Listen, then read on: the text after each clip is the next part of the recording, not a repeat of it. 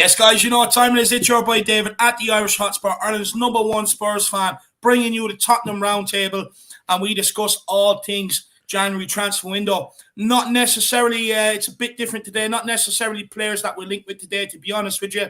I've turned off my phone and I've stayed away from the transfer news. I need to get a respite before deadline day. But look, today we're going to just talk about the business model and other little bits and pieces to do with the transfer window. And of course, to do this today, we are joined by co-host Jack Kinnicky, Brian from Tottenham on Tour, and Sean from Spurs Talk. So what a roundtable we have together here today. Already 162 in house, guys. Everyone, make sure you do smash that like button. But first of all, Jack, my man, how are you keeping? Keeping okay, Dave. Kind of, hunkered inside. It's a blizzard outside, in New York. So kind of no reason to really go outside except, basically sit here and talk about, the lack of signings, talk about the lack of investment and the potential future. I wish I could be outside to distract myself, but just can't do it this time, Dave. Lots to actually discuss today. So honestly, I should shut up because there's a lot to discuss today. I'm really looking forward to seeing what the Harris Army has to say, as well as also what the panelists have to say. No, 100%. Should be a very good show. And of course, we are joined by Sean from Spurs Talk Show. Sean, my man, how are you keeping? I'm good, Dave. I'm good, mate. I'm always happy, always grateful to be on your show. And it's going to be a fun night. Great panel. I'm excited. No, it should be a very good show with a lot of opposing opinions. So shall we say, it should be good. It should be good, though. This is what it's all about at the end of the day. And of course, we have the one and only Mr. Dega from Tottenham on Tour. How are you keeping, Brian? Yeah, it's been a rather relaxing week. Not been up to much. Oh my God, mate! Jesus Christ. Yeah, I'm all good, mate. I was going to have a complete rest tonight and just say, right, for 36 hours, just rest. But then you and Jack came calling, and I'll never say no to you and Jack. So here I am for the most pointless discussion of all time, because it might as well have been March right now discussing the summer transfers. But yeah, we'll get into it. No, look, it should be fun. Should be fun for sure. And we have Railson Bispo Ferreira, big yourself up. We have Vince Vega in the house. He says, hi, David and Jack. Wish we had a few marquee signings.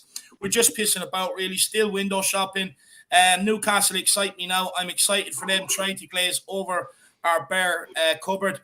Look, 100%. Ellie is in the house. Big up, Ellie. I hope you're keeping well. Bring it on, David and Jack. We need some therapy after the sheer torture of the will. We won't, with the transfer saga. What I would say is, I don't think this would be therapy, to be honest. Somehow I don't sense therapy from this one. Amara Conte, just hoping Conte leaves. Come on now. We don't want him to leave. We need him to stay. 100%. Sue Smith says, hashtag Levy out, hashtag Enoch out. Big up, Sue Smith. Keeping well. Anthony Gray's in the building. More rumour talk of possible ins and outs last 24 hours. The problem is we've had this all before, and that clock is now taken away. It is deafening. Monday will soon be here now. Judgment time is coming. 100%, my man, 100%. Josh Barrett is in the house. Big up, lads. Hope all is well. Kulizeski excites me. He looks to be a true creative player with brilliant end product. Whether the deal gets over the line or not is another thing, though. I think that's many people's thoughts on it. Summed up right there, Joshy boy. Big yourself up, man. Dermot is in the house. Big up, Dermot from Tottenham Tantrum Goal. By the way, everyone, it's a fantastic channel. Do get over there and check it out. It says, ladies and gentlemen, it's time. We've been waiting for introducing the one and only from Kildare, Ireland, the main man, David Irish Hotspur Harris. Come on, you Spurs.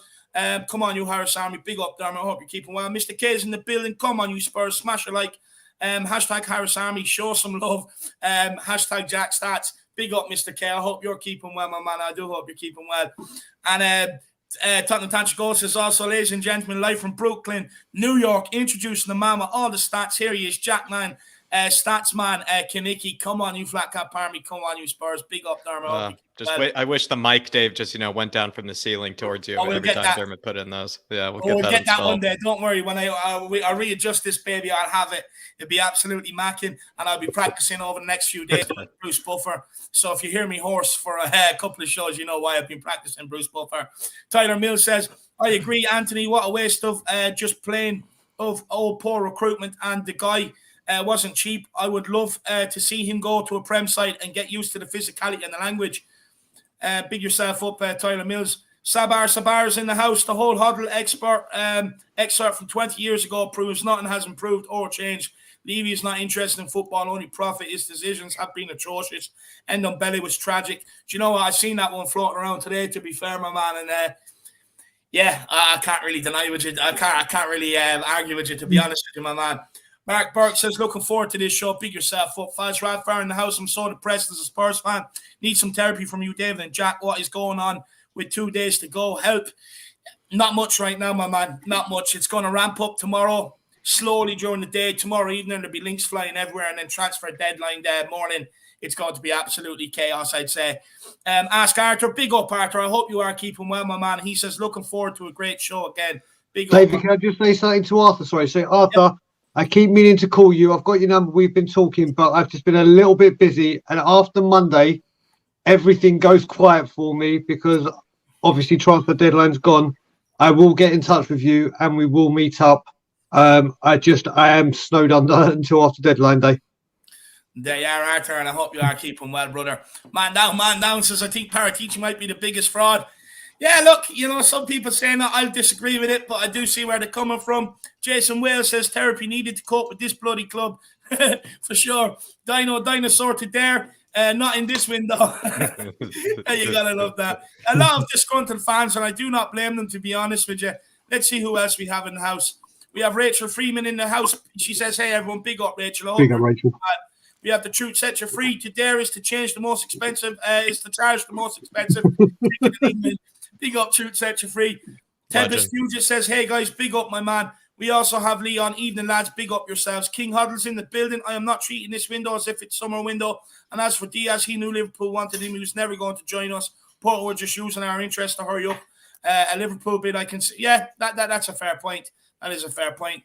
We have Francis in the house. Big up, Francis. Says, good evening, guys. Big up. I hope you're keeping well. Adam Clark is in the building. Big up, Adam. My man. He says, less than 2 days left. And we still haven't signed anyone. Absolute joke. It's getting worrying, that's for sure. Wembley, one evening, guys. Saturday night, and the DHFCA is jumping. Less than 50 David hours. Harris, Black Cap Army, I think that is. That's the big one. That's the big acronym Bloody hell, right you there. need to go on like Jeopardy. You need to go on these kind of word search. Bloody hell, that was quick. That was a big acronym. That was a big acronym. Big up, Neil. He says 50 hours to go to the deadline day, and Levy is still laughing at us, no doubt. Yeah, look, I can understand that 100%. Slim by Tubbs, big yourself up. Hope you're keeping well. Who else have we got in the house? We've got Shamu Van Spurs, my man. He says, any cheap subwoofers for sale? Aaron is looking. I don't know, man. This isn't buy and sell. This is a Tottenham Hotspur channel. I do not know if anyone does have subwoofers, though. Do let Shamu know. Why is in the house? Big up, guy. Derek Hutchins says, good evening, David and Jack. Come on, you Spurs. Levy and Enoch out. Big up, my man. I hope you're keeping well. Jez, there is so many in. I just want to make sure we get a lot of people. Don't miss anybody. Dan Coy says transfer deadline day will be an uneventful day. Reading from the page of Huddle's book, Levy hasn't changed in all these years. He's not changing anytime soon. Summer window won't be any easier. Come on, you Harris Army. Yeah, 100%. I couldn't agree with that. I mean, if we don't do that in this window, I don't trust him to do that in the summer. Welsh Gal says, evening, everyone. Big up, lads. Love these live streams. Thank you so much. I really do appreciate the kind words. Big yourself up, Welsh Gal. We have Slim by Tubbs. He hasn't been picked. Yeah, that's fair enough. Annette Ocken. I'm just going to call you Annette everywhere. Oh, absolutely love it. Big yourself. Legend. JC's in the building. Good evening. How we keeping? Big up, JC. Hope you're keeping well. Josh Schmidt is also here. He says big up. Who else have we got? David's in the building. He says Brian and Sean on the same stream. Yeah, look, just a little precursor, maybe what's to come a little bit into February. Spurs Savage says we're not going to go on about Enoch and Levy, are we, lad? I don't know. It depends. You guys behave themselves. I'll wait and see. I'm only messing. Probably will be, to be honest. Zoe says, big up, legends. Big up, Zoe. Hope you're keeping well. We also have Lona Pena. Come on. Big yourself up. Adam Phillip is in the house. We also have Kuva99. Sorry, I'm late. I'm just scrolling through the list of transfers I'm making. Big up, Kuva. I hope you're keeping well. Elias is in the house as well. My man. I hope you're keeping well. Nicholas Collison. Big up, panel. Big yourself up. We have Graham in the building as well. Big up, Graham. Matt C is here. I hope you're keeping well, Matt C, all the way from Canada. John Stokes, big up. Good evening. All the Tottenham boys making all the noise. My man, John, I hope you are keeping well. And he says, where's the new signings at? Honestly, I agree. Carl Simpson's in the house as well. Big up, Carl. Dave Tyson is here. Chris is in the building. My man Chris, Stephen Cartwright as well. Big Boss Man is here. My man, I hope you're keeping well. On your bike, Scott is in the house. Moondog as well. We also have David McCabe, THFC. Hope you're keeping well. We have Tino Mookie in the house. Big yourself up. We also have Gary Blogg, son. We are talking TV earlier about the Glenn Huddle comment. Did you see it? Typical Levy over 20 years. And nothing has changed. Yeah, 100%. I think everybody's seen that today now, my man. Now it's definitely one doing the rounds. We also have Lappers 82 highlights. Apparently, Ollie Tanner has turned us out. Yeah, that is true. That is true. I'm sure we'll probably end up getting into that at some stage as well. Dre's in the house. Crampford as well. My man, I hope you're keeping well. We have Imad Hussein. I hope you're keeping well. PSO, PSOL 278. No back, and we finished 7th. Conte leads, but income remains high. So Levy wins again. Club and fans lose. 100%. You also have Hot Spurious. Absolutely love that name. We have Cutalono Pena. We also have Thomas Rustin. I've been watching you for years, along with We Are Talking TV. Think you are amazing and glad to see you are doing well and doing better. What is Stevie Ninik playing at? Looking forward to Monday. Come on, you Spurs. Big up, Thomas, my man. I really appreciate that. I hope you're keeping well. I don't know what he's playing at, brother. And Mary W is in the house. I hope you're keeping well as well. We'll loads of people. Peter Simmons is here as well. Jim Bird, Mac, Terry. Hope you're all keeping well. Rodney's in the building as well. We have William Kelly is in the house. Big up, William. And he says, big up, Davy, Jack, Shawnee, and the legend, Daigle. Only one legend here, William. The rest of us are all average Joe Soaps. Big up, William. That's not true. That's not true. No, big up, William. Though. I hope you are keeping well, my man. Hope you're keeping well. Are you off today, or are you up early for work? Do let us know. Do let us know. I like that. You're always in work, William. Never a day off for you. Kev Williams is in the house. Kuva99 says the transfer clock is ticking, but Levy is stripped of parts, lying face down in a puddle in the basement of an abandoned building. Hashtag Levy out. Jack, Daigle, Sean, any you want to say anything to Kuva here? Maybe, I don't know, maybe he got lost. And, Dave, there are a lot of islands in the Bahamas that one can get lost in. Maybe he got, kind of drifted ashore. He went, about in like a life raft and, kind of drifted ashore. Joe Louis left without him. Maybe, he's just kind of drifted away and he's, yet to approve any of the transfers. Maybe that's why we haven't done the transfers, because Levy is lost away in the Bahamas and has yet to return any of Paratici's calls. Yeah, look, all I'm going to say on it is the hashtag Levy out. Yeah, Kuva, look, I'm not going to lie. It's definitely ticking. It's definitely getting concerning. Look, I'm still going to hold hope. I'm just one of them fans. I hold my hands up. I cannot help but I still hold hope that we will get a couple of players in here deadline day. Look, Kulusevski, Bentancur is back on apparently. So, look, there could be one or two arrivals. We'll wait and see. But for me, I want the quality rather than the numbers in, to be honest with you. So, hopefully, we can get the quality, Kuva. But we'll wait and see. I mean, I've been wrong. Well, actually, I haven't been wrong. I have told everybody when you see Ndombele go, that's when you see Tottenham's transfer window kick into action, with PSG having concerns over his mindset. I don't know if that one's going to go ahead now. Does he want to go to Valencia? I don't know either, So we'll have to wait and see how this one pans out. But big up, Kuva. Really appreciate support. Oliver Freeman's in the building, and he's a YouTube member. Big up, Ollie. I hope to see you Tuesday. See you Monday. Has been moved to Tuesday, but big. Oh yeah, that's right. Ollie. Kavkov Gaming says sell the club, Levy out, all our history to be Spursy. Yeah, look, sure we can't even put up statues of our heroes, of our history. It's that is a bit disappointing. I don't get why we can't do that. Look, do you know what I mean? I'm at the point where I'm just so pissed off with the owners. I either want them to change the way they operate with the business model, which we're going to get into, or else if they can't give Tottenham fans what they need, then maybe they should look at selling this club. And that's where I'm at, Kavkov. But big yourself up, man. I really appreciate support. True Set Free says local pub team still has more strikers than us. Yeah, that is true. That is true, to be fair. When you actually think about it, your local pub team probably do. But to be fair, they're probably pulling half of them out of a house party at 9 a.m. to go and get their boots and go and play a game, though, to be fair. But big up, True Set Free. That's a great comment. I do like that one. And Moondog says, I have to put my bet on Ryan Mason to be next manager. No, look, I think Conte will be here to the summer. I think you're safe. So don't put on any managerial bets till at least the summer. But come back, look, in the summer, I'll tell you what bet to put on when it comes to managerial Moondog. But big yourself up, my man. I really appreciate the support. But start putting your Eric Dyer one back on. He's back fit, ready to go, baby. And Cougar99 says, we'll just have to save 15 quid for Jordan Ayew. That guy is an absolute tosspot. I absolutely hate him. I don't even know why. He's just one of them footballers I hate. I hate seeing him, hate his name, and hate everything about him. And he's shit as well, to be honest with you. But big up Kuva, my man. Yeah, 15 quid should actually secure him, I would say, to be fair. But big up Kuva, really appreciate the support. Everybody, make sure you do smash that like button. Make sure you smash that subscribe button if you are new to the channel. Big push for 4K or to 6K is on. Sorry, I'm selling myself short. Big push to 6K is on. And feel free to get your super chats in, guys. It just means you skip the chat. We get straight to your comment. Any questions you have for the panel, get them in.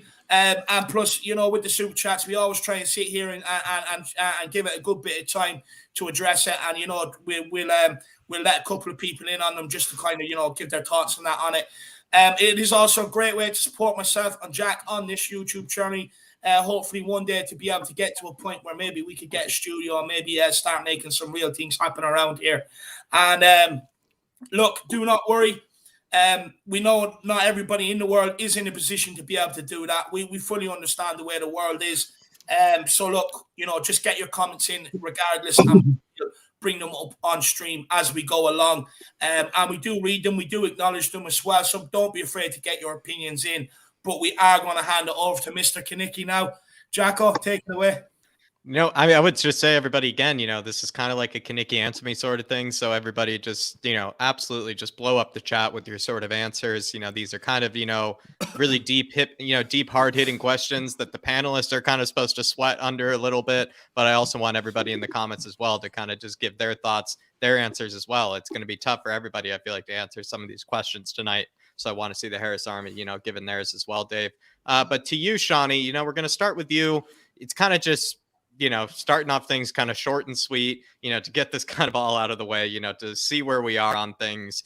You know, we all, I feel like at one point could probably have agreed or maybe have said out loud that 2 signings is kind of the bare minimum, maybe to really push for top 4. Maybe you feel like we don't need 2 signings to push for top 4, but regardless, it felt like that was a lot of people's sort of expectations this sort of January window. Do you think Spurs will have signed at least 2 players by February 1st, Sean? Straight and simple. Is that a yes or no answer, or can I? Yes or no, or you can even throw a bit on it as well if you like. You're allowed to take as long as you want, Shawnee. No, I think it's a. I don't anymore. I think we'll get 1, but I think it entirely depends on. I think everything depends on if we can get rid of players. We've got a 25-man chock-a-block squad. I think the only reason we're hearing about Brian Hill getting loaned out is because the Ndombele one's fallen through because nobody wants to touch that toxic entity. I think Lo Celso is probably more useful than Hill in the eyes of Conte, and the same with. And I think Dele Alli's difficult to get rid of now that they've signed Grimaresh. I don't think Newcastle will go after him, so I think it's just a case of it's very difficult to get rid of players, and until we do, we won't be able to get anyone in, and so that's why I think that, you know, the only way we get 2 in is if we can get rid of Lo Celso and Hill on loan. And I don't think both of them are going to happen. So I think at best, one of Lo Celso and Hill goes, and then probably, I don't know, whoever comes in, hopefully one of the Juve boys and not the Fiorentina lad. But that's where I sit at the moment. There. Yeah, I think everybody's kind of all over the board on it. So really, no wrong answers, I feel like, with that one. Daigle, what are you feeling like? 2 signings by the end of February 1st or nothing at all? No, none. Next question. There's questions that I want to elaborate on, but this one, no, nothing. No, it's like nothing. signing his birthday. It's like signing his birthday, you know. Dave, for you, any 2 signings by February 1st? Oh, lad. Do you know what? Look, because I'm always an optimist, I'm going to hang in there. I'm going to be one of the last ones to hang in there. And I'm going to say, yes, we get 2 signings over the line, get 2 signings in the door. I do want to elaborate a little bit on this one. And look, what I do want to say clearly does depend on Ndombele going out, shifting that 200k a week out the door, and Lo Celso and an Ali going out for us to be able to get at least 3 players in here. Daniel Levy will not have a case where he has a 26, 27, 28-man roster. He will want to keep it at the 25. He will not want to go above and beyond that, the Premier League limit, because he doesn't want to have to pay extra wages. So it really does depend on getting them out. But look, I hold enough hope that maybe there is enough interest in Lascelles, so there is enough interest in hopefully a Dele Alli at least to be able to get them two off the bill, off the team, to be able to bring in more. Also, and this is no dig at Daigle, and I've already, I don't know if I've already said it to Don't Daigle. make me come up there. Don't make me come up there. No, you won't. But I think Daniel Levy is fully aware of the protest happening at the training ground on deadline day. And I honestly think if he can have a chance to kind of spoil the protest and shine the protest in a bad light by bringing in players, I think he'll probably do it. And I don't mean that as a dig at you. No, you don't. Mate, David, I have to say, we all hope we do. This is the thing. We all hope he does. No, I know. We all hope he does. But when you see that question, let's put that question another way. If he signs 2 ones for the future, so that good old one for the future. I've told you, Daniel Levy's going to start opening sperm banks and saying, I'm buying them because they're one for the future. That's what he's going to start doing. If we get, when you say 2 players, I want 1 quality player as opposed to 2. Oh, let's just get quantity in. Yes. There's ways of that question. If we got in, let's say, the next Dele Alli from Milton Keynes and a guy from the Belgian or French league who wasn't really known, then no, I'm not fucking happy. I'm going to be absolutely seething. If we sign Jack, I need you again. Kulusevski. Thank you. Thank Jack. Thank God you're here. Thank God. You can go back to the Vlahovic thing. If we're to get Kulusevski, I've been saying it all day, but just then. We're to get him and let's say a creative midfielder or even the right wing back we've waited for, and they're of quality, then yes, we're all happy. And you know what? We will be, the Levy outers will be happy because he's invested in the goddamn squad. Yeah. But just because you've done it this once doesn't mean we go away. This is what people got to say. Just because you brought 2 ones in because the heat is really on you now, and you think you're going to save the day, you saved nothing. You've saved what was going to be, which is already up here with we wanted you out, going beyond all limits. Beyond all limits. So if he comes in with like I said, a League One Dele Alli or a non-league player that can turn us down, let's just say we've got him and a Belgian second division player, everyone will be raging. If it's 2 quality players, everyone that's at that protest will be like, well done, you've done it this time. Now let's see. You got to remember, we did that when we wanted Nuno out and we got Conte. Maybe let me explain my point maybe a little bit better. Maybe I didn't clarify myself properly enough. And what I kind of mean is, it wouldn't surprise me to see Daniel Levy work around the clock, Paratici work around the clock, get the 2 Juventus guy in, maybe get the Fiorentina guy in as well. And then after the transfer deadline day, maybe a day or 2 later, sit there and release one of his little videos that he does, Brian. You know, the ones he likes to come out and do, where the pre-planned questions are already there for him to answer. Yep. You know, one of them little videos where he's going to be like, you know, why are fans so impatient? You know, January takes a long time to do business, this, that, and the other. You know, we proved that we done business in the end, and this, that. You can see it coming in, no? Of course. I just think he probably will. Yeah, Listen, I think you're right. If he does it, great. If he doesn't, well, the writing's in the sand. Yeah, I think Brian, you brought up a lot of good points, except for maybe your slander towards the Belgian second league. I thought was a little harsh. You know, I think a lot of people, you know, could probably, you know, like me, you know, may be a bit offended by that. But you know, we'll move on from here. The Truth Sets Free says, seriously though, how's the new theater? Seats padded? Not actually sure what he's referencing there. Maybe he's talking about the studio, you know, potentially. I'm not actually, you know. Maybe he's talking about, you know, the Hotspur Stadium. I'm not sure. The cinema we bought. Wow, I actually completely forgot that even happened, actually, to a degree. True. That's right. That was the signing that we made, is that we signed AMC to take over, the Hotspur Stadium for this one. That's the No, main honestly, signing. true. You'll be able to rent an apartment. You'll be able to go to the cinema as well. You'll get free use of the leisure complex that'll be built, the gym and the swimming pool and whatever else. And then you'll get a game. It'll be all one nice little weekend package for you. I mean, what more do you want? You get to spend your whole weekend at Tottenham Hotspur Stadium. It's brilliant, truth. Big yourself up, my man. A full day's out. De Bottom Duda saying Diaz or Traore would have been a total waste. De Bottom Duda, I don't know if I might disagree to a degree, because I feel like De Bottom Duda, though, he does have a really good kind of mind when it comes to transfers. Traore for 20 million. I think that's a good deal, to actually be fair. I think I would take Traore for 20 million. Obviously, it didn't happen. Somebody else wanted to pay more. Somebody with less money wanted to pay more. Diaz, to be honest, I think could be one that could absolutely challenge for that front three, challenge Sonny, bring the best out of Kane. Seemed to make a lot of sense. So I'm not sure. Maybe the Diaz one, I could see where you're coming from. The Traore one, to a degree, I thought 20 million was a fine deal. MS saying Kulusevski, Betancourt, and Diego Carlos. Come on, you Spurs. It seems like Kulusevski and Betancourt are the ones that kind of have legs. I would say the Diego Carlos one, I'm not sure really has legs. I'm just not confident about that one. It seems like Sevilla don't want to let him go, my man. But big yourself up, MS. Dan Coy says this window is a turning point for fans like me who didn't understand how the window really works and the club's emphasis on profit rather than progress. Dan, honestly, it's a great answer for a future question where we're going to be talking about basically all the sort of kind of repercussions of maybe the transfer policies and the transfer strategies of Spurs. But Dave, I mean, anything to say to Dan here? I mean, do you feel like this was maybe a turning point for a lot of fans, maybe this window? No, 100%. I really do. I think,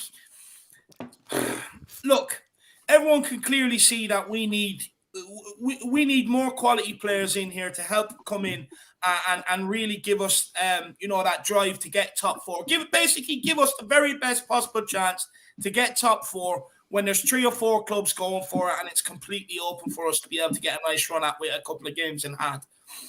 And I think what has happened is that because we couldn't shift Ndombele, Lo Celso and Anali out by now, we haven't done business. That's why, we haven't acted as soon as Everton. That's why we haven't acted as soon as Aston Villa and Newcastle, because we are waiting to get bodies out before we bring bodies in. Now, look, from a financial perspective, I understand that we don't want to be paying.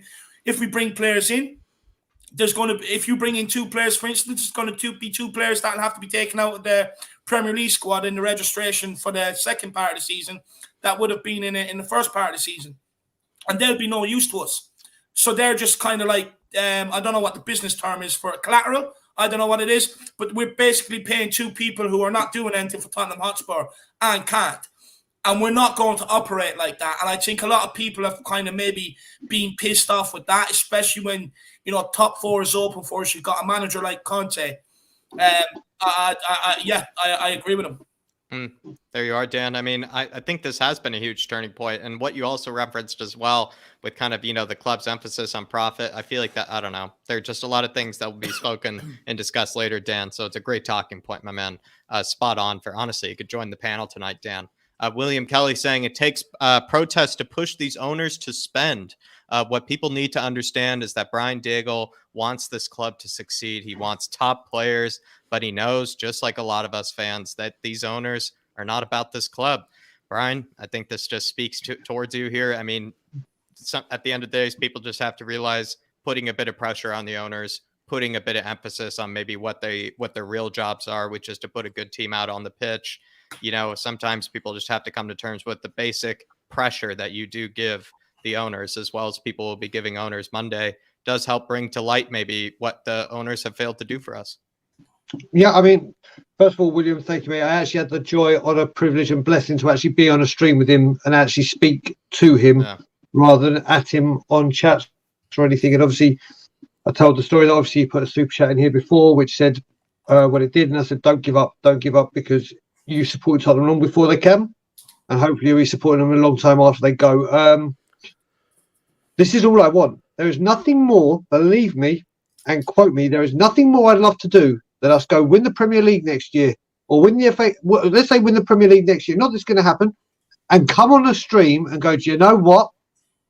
This chairman, I'm going to choose my words very carefully today. prove me wrong. I'd love nothing more than to come on and go, do you know what? All those people, he got there. He did it. He done it. I've been waiting 21 years to say it. I've been this way since Martin Jol was sacked at half time. I've been waiting. I've been waiting. I've been waiting. I've been told bullshit. I've been told bullshit. I've been told bullshit. I've stopped spending any money within the club. They do not get a penny of my money. Even when I go to games, I get given tickets because I Ben and Simeon or whoever, and I go in to support the team. I don't spend money in there to give to the board. Okay? I would love for them to turn it around. But there's only so long you can keep seeing the same fucking shit. Oh, yeah, so I have to be very careful with my language, and there I go. Levy Tourette's. Where this goes on and on and on. That's all I want. That's all I want. And I don't mean Man City and go drop $500 million or whatever. Buy quality. You charge these fans an arm and a leg that work damn hard, and especially during this period of time now, where money is goddamn tight, money is hard, and Tottenham and whatever football team you support is your one salvation and your one pastime. And we get treated like this. Like this. But like I said, I would love to come on, like I said, all the channels and go, you got me. Yeah. But not going to happen. I do want to add off the back of that. Look, whether you're Brian Daigle, whether you're Sean, whether you're a Levy Inner, it doesn't matter what you are. At the fundamentals of all these debates and everything else, when you really strip it back, everyone wants the best for Spurs. Everyone's coming from the same sort of idea. They all want what's best for Tottenham, but all just have different ways of what they believe on how to get the change or what they believe is best for Tottenham. But at the end of it, everyone does want what's best for this club at the end of the day. That's what I just want to add that. Yeah, and I think William Kelly's putting that there where he's just saying that at the end of the day, no matter what, Daigle does, all he wants is just for there to be actually a better team out there. And there to be a better 11 for us to challenge for things more. I just need to add something here because I feel I have to say this and I have to do it. And I'm not just saying to do it because the people I'm about to talk about, I'm not going to mention names, are watching. I have to do this more regularly. I am very, very fortunate that I've been on YouTube now for a year and a half, never changed my tune. It's always been the same thing. Through what I do, got me a bit of exposure, whatever. When I first started, before I met Ben and Simeon or came over to England the last time.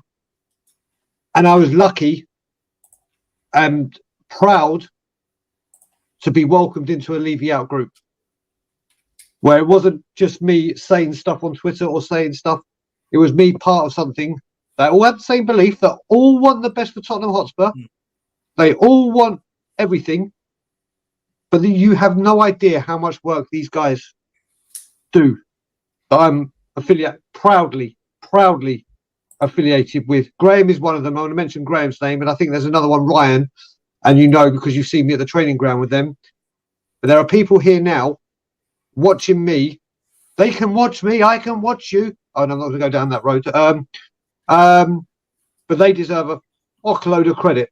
Yeah. And I'm just the fortunate one, or unfortunate in some ways, because of the slack I deal with. But I'm one of the fortunate ones that have got the platform to be able to come onto these streams and speak about it. But there is a lot of people in the background organising our protests, doing the changes for Spurs, to dare is to dare. They do so much that go to all the away games. All the away games. They won't step foot in that ground. There's people that come from Southampton, Portsmouth, all around the country that go down to the game, the protest opposite the club shop, won't go into the ground, go down for 2 hours and they deserve just as much credit as me. I'm just the lucky one to have the platform. So I just wanted to say that before I forgot. Very humble of you, Brian. Very, very humble of you. We are going to move on to the next question. Before we get a few more super chats later, I do apologize to Ryan, but we are going to get a few questions, just one question in here to Sean to keep the conversation going, and then we'll get back to the super chats. Everybody, really do appreciate everybody in the house that has already given, everybody in the house that's just given their thoughts on everything so far. It's absolutely flying so far. But Sean, Do you feel like, considering all the rumors that, you've probably have heard, and discussed maybe on your channel as well as this channel, take, and consider all the rumors that have happened. Do you feel like maybe Paratici and Spurs are potentially ignoring certain positions that you feel like maybe are desperately needing upgrades right now? Do you feel like we're looking in the right places? Is basically another way to put it? Well, I mean, there's been so many names that have been, bandied around that you could fill 4 teams with the amount of names that have been linked with us over the last. So we're covering every corner. We're covering every corner, but whether or not there's any truth to any of them, I would say that obviously the two big ones that slipped through the net, Adama and Diaz. I personally think, it's just my opinion, but I personally think that Diaz was to plug a hole that we didn't have. I looked at his highlight reel, and I think he's entirely right-footed, and so if he was to come in, and if you are going to spend 50 million quid or whatever it would be on a player, he needs to come in. That would be the second or third most expensive player Tottenham have ever bought. So you'd have to expect him to come straight into the team, and for that to happen, you'd have to then think if he hasn't got a left foot on him, then you'd have to put Sonny on the right somehow, and so and Sonny's not been proven, tried or tested on the right side. So for me, the Diaz thing didn't make sense. I've always said I like Kulusevski. He's always been my number 1 pick. So if by hook or by crook somehow we get Kulusevski, then I'm far more happy, because that is a position that he does feel that we need. Yeah. And as far as the Adama one, I've also maintained as well. Whilst I think he offers us an option, I don't think he's not known as a right wing back, and it's such a specialist position. Yeah, that I don't think he could come straight into that spot. I think if he did come straight into that spot, he'd be vulnerable defensively and cost us more problems than he offers up front. He wouldn't slot right in. He wouldn't. No, so you'd need to spend 6 months getting that guy adapted, with hopefully a next season where he could debut at right wing back. Until then, he'd have to play as a sub or on the right side more, push further up the field. So, of the 2 big names that we do think that there were discussions, I don't think either of them were a good fit for what we need right now. I think Kulusevski makes a lot more sense. Amrabat or Aramat, whatever however you say it, like his name, his caliber didn't excite anybody. But as the days have gone on, people have looked into him more and found that maybe there is more of a logic to his signing. Personally, I've always said I think the number 1 position, apart from a central midfielder like Kulusevski, I think we need a left-sided centre back. And I haven't heard anybody being mentioned in that regard. So to answer your question, I think essentially, he has been spending his time looking at positions that we don't really need help in, or for players that aren't going to necessarily fill any holes that we have. And honestly, you answered every single component of that question, Sean. That was absolutely beautiful. That was beautiful. Brian, do you feel what are the positions that you feel like need upgrading right away? If you could make a signing right now, what would be the position that you do that upgrade in right away? Creative midfielder, an Eriksen-esque, and I don't mean a Christian, just someone that can create, because I went into this window saying we need, the number 1 thing is the name you got me to learn after saying it for God knows how long. Dusan Vlahovic. See, it's a tongue twister, and I can do it now because of Jack. So I wanted him, and that's the one I wanted to say. We didn't need backup for Kane. I hated that word. We needed competition for Kane, because he has been neglected the whole time with subpar help, backup, that word we use. I thought we needed competition. But do you know what? You look at it now, teams have learned. I mean, even with Morgan, just do a low block with Tottenham, and they've got no answer. They've got absolutely no answer unless they bring the big guns on. We saw it with Mura. We were struggling. We saw it. It happens time and time again. So it became like, do you know what? You've got the goal scorer that can score the goals. We all know that. If Harry Kane gets fed, he scores. It's as simple as that. But if you don't get anything to him, you're not going to... And he is your number 1 asset. Yeah. So the defence... Look, listen, I said as well, when Conte came in, it looked like we needed wholesale changes. Yeah. But he seemed to get a tune out of Davies. He seemed to get a tune out of Dyer. Seemed to get a tune out of Winks. So it started to look like, right, okay, there's enough cover in those positions, the way he plays, to say, do you know what, we can hold out for the summer here and really push the boat out for a quality, creative midfield. Like, rather than buy a defender and just go out and buy one serious baller that can get the ball to Kane or has a great passing range or is a great dribbler, like a great passer or set piece taker like Ward-Prowse, or I'm not saying this player, or a Coutinho-esque player who dribbles and can create space and whatever. Just someone that can get the ball to Harry Kane.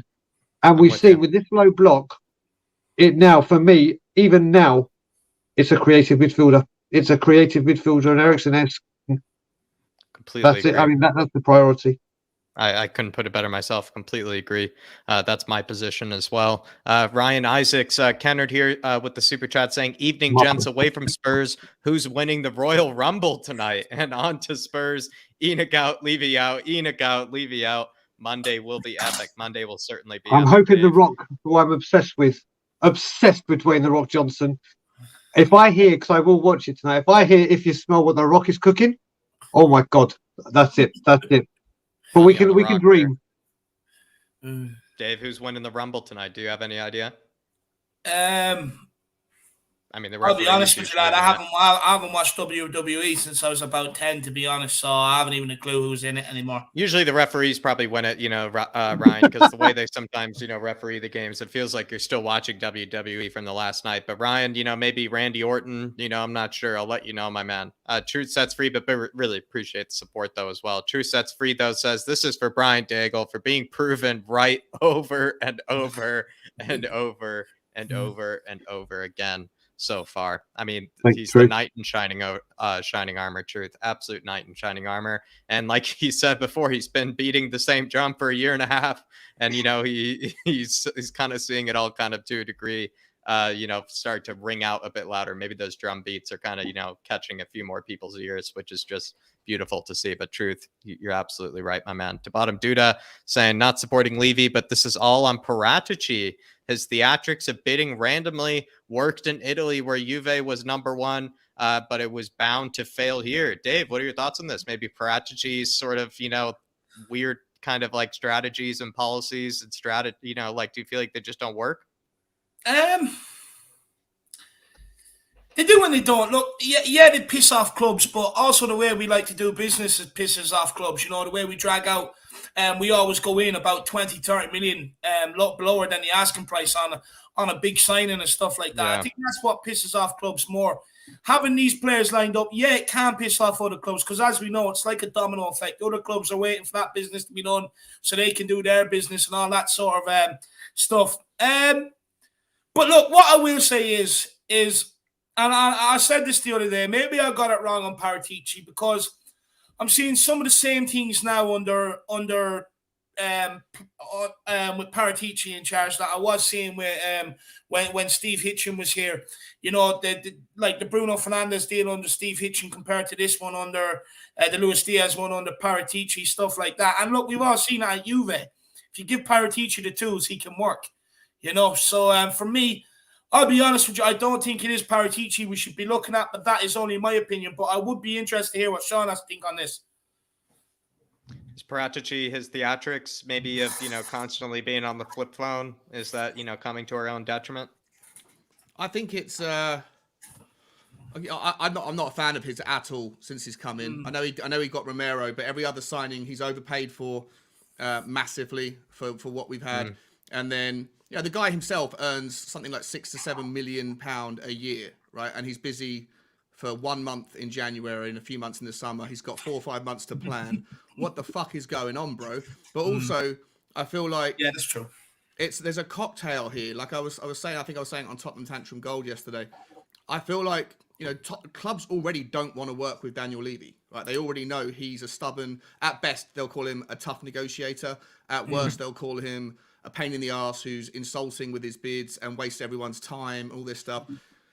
And then on top of that, you now throw into the mix a guy who likes to spin 9-10 plates at the same time, right? It's disrespectful to other clubs when you go and go, okay, we'll do this deal, yeah, we'll agree. Well, hang on a second, we'll do this deal over here, yeah, we'll get, okay, 9 or 10 times, no one knows whether they're coming or going. As Dave was saying, no, the other clubs, like, you don't have to treat every negotiation like a battle. It doesn't have to be a zero.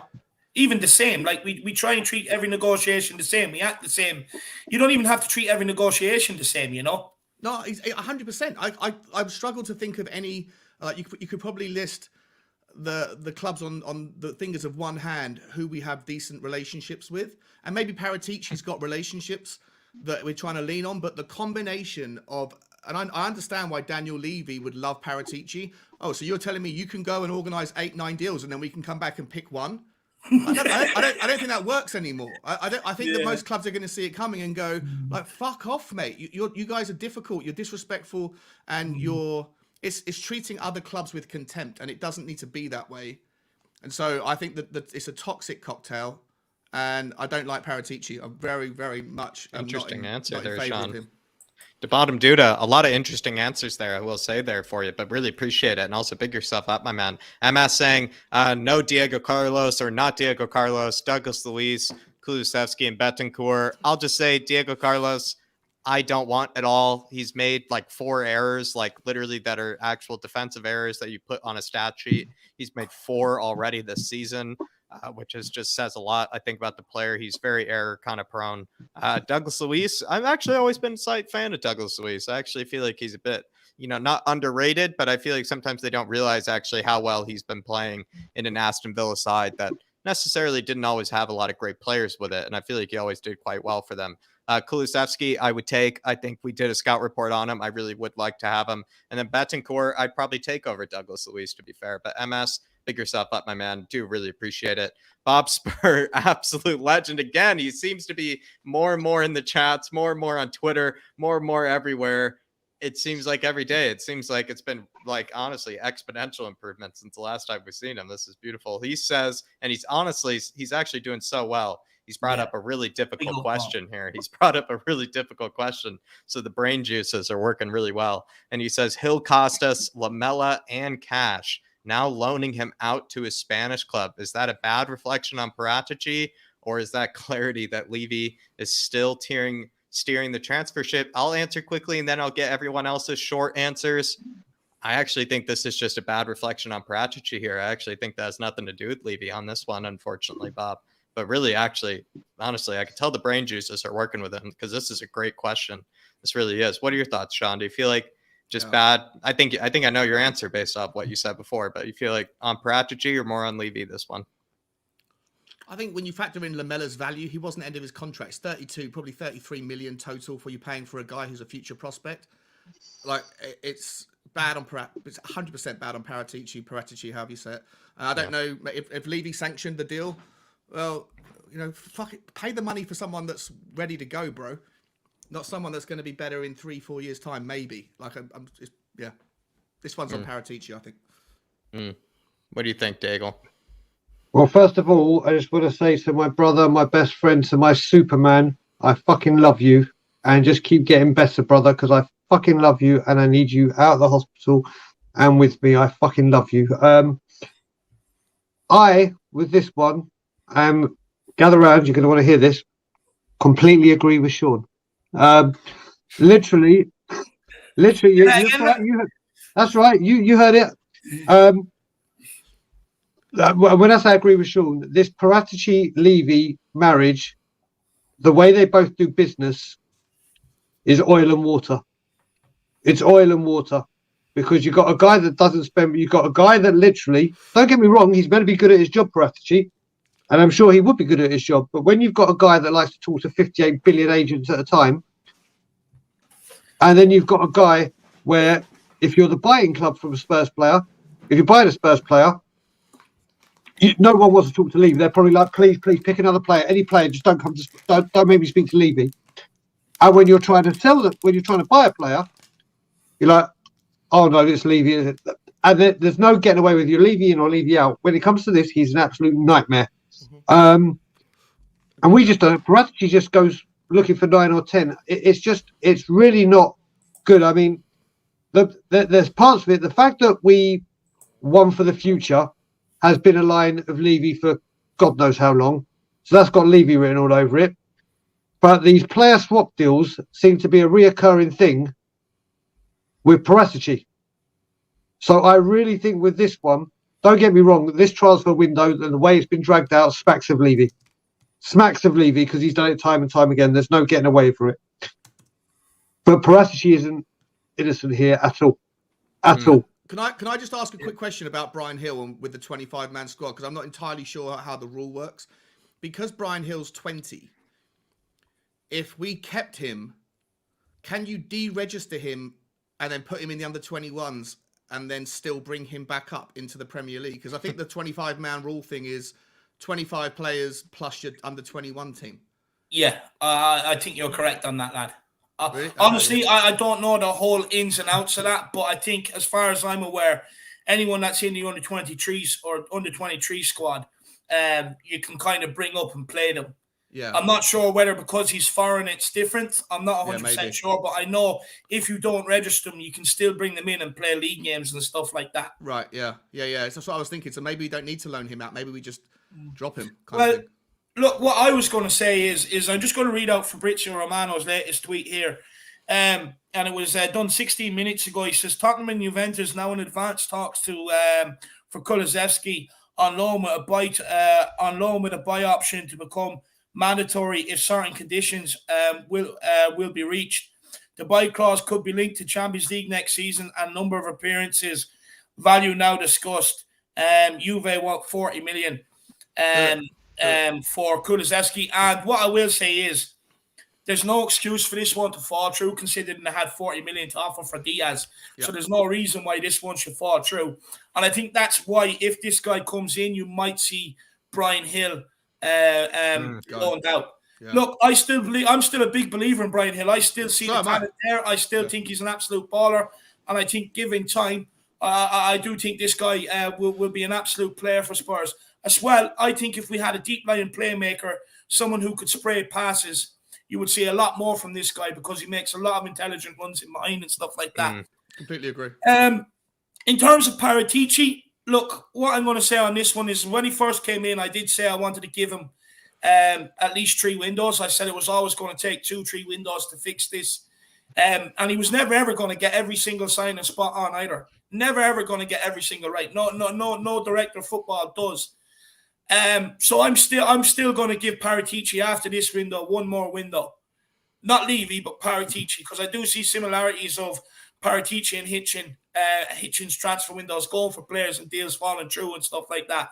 And I just want to be sure that, you know, it's not the director of football, and that, you know, it's the conditions he's being forced to operate under. Yeah. But I do blame Paratici for this one. Look, looking back on it, maybe in hindsight, Lamela is probably a player we could have actually done with this season. That bit of determination. But I still think Gil will become a very valuable player for Tottenham in years to come. And I still think, in the long run, this one will work out. Look, it's very easy to sit there and judge it now, 6 months into a deal. I mean, the guy's 19. Yeah, you know what I mean? So for me, I still think give this one time, but I fully understand what Bob is saying. Have you heard any details about the proposed loan? Like, it's not going to have any obligations to buy? I think it's just a straight loan deal. Okay, come back in 6 months, Chris. Yeah. Come back. The thing that pisses me off with this loan deal, and I believe he needs to go on loan and get minutes. Send him out to an English team. Yeah. So he learns the English game. Yeah. He gets used to the intensity. He gets used to the physicality. But no, what we're going to do for this one for the future is we're going to send him on loan back to Spain, where he came from. Where it's completely different. Yeah. And then he'll come back. And apparently he was homesick. So sending him back home on loan is really going to do that. Didn't he? He denied it then. He said he's happy at Tottenham. Very happy. Okay, thank God for that, Sean. I've been a little bit busy. I haven't been able to check it. We'll just take these next 2 and then we'll move on.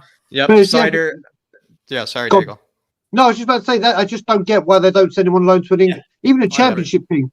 It's just pathetic management of the club. Completely agree. I completely agree. I think that's exactly the loan spell he needed. I just want to say quickly, there's 675 people in house. Wow. Everybody keep smashing that like button. Keep smashing that subscribe button if you are new. The big push for 6K is on. And if you are enjoying the panel's contribution, Spurs Talk Show is Sean's channel. Flat Cap Your Talk is Jack's channel. And Tottenham on Tour is Brian Diego's channel. Also, get over there and smash the subscribe button on them. But sorry, Jack, go back to you. So, Jack, I just ask one very quick question. Just because you said the numbers, and It's only to the people in the chat. So can people just yes or no, just so we can see what the rough I'll numbers do it, are. Paul. What is it you want to ask? I'll put Paul on. Basically, who plans to come? Who's making an appearance on Monday? That's it. Okay, Just yes. Just yes or no. If people just put in the chat yes or no, are you planning at any point? Doesn't matter if it's 5 minutes or 10 hours. Do you plan? And I understand if you say no and you're in different countries or you can't. I understand it. Just so we can get a gauge with a whopping 682 people in. If people could just put yes or no. Yeah. That's it. There you are.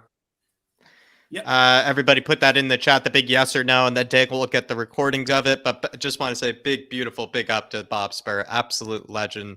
He's able to tune into the shows, bring up a really good, legend. honestly, debate question. He could be running the show, it seems like, honestly, at this rate. Bob Spur's making such a good comeback. It's beautiful to see. Absolute legend, absolute soldier as well. Yeah, and I just want to say as well, Bob, get out of the hospital, stop messing around now, and get back into the Spurs community. We need you back into the community, my man. But big yourself up, and it is good to see you doing very well. Cider in here, you, bro. Sean's looking forward to me, and we're looking forward to having you back on this show, especially these sort of debate shows, Bob. You would bring so much to, but everybody does miss you. Absolute legend. Cider in here. He's become a new member. Really like the name as well, actually, I must say. It's a cool name. But hopefully we see you Monday as well as with Oliver Freeman. Hopefully to see you Monday.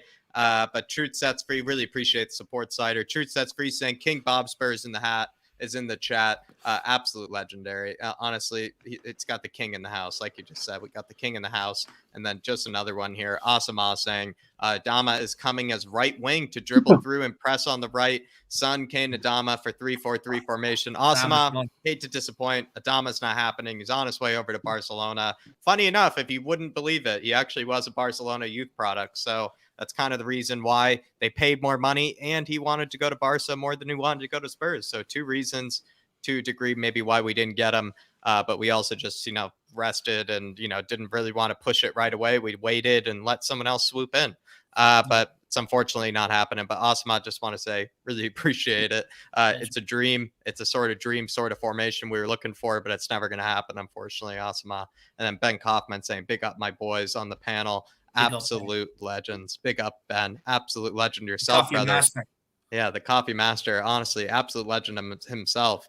But Ben, everybody head on over to Tottenham Tantrum Gold, where you will get the morning coffee kind of chat with Ben, as well as his own coffee channel. The coffee channel, I believe it's called as well. Yep. So please head on over to Ben's coffee channel, especially. Ian Cook has also become a member. Lots of members tonight, and we all will be seeing them Monday.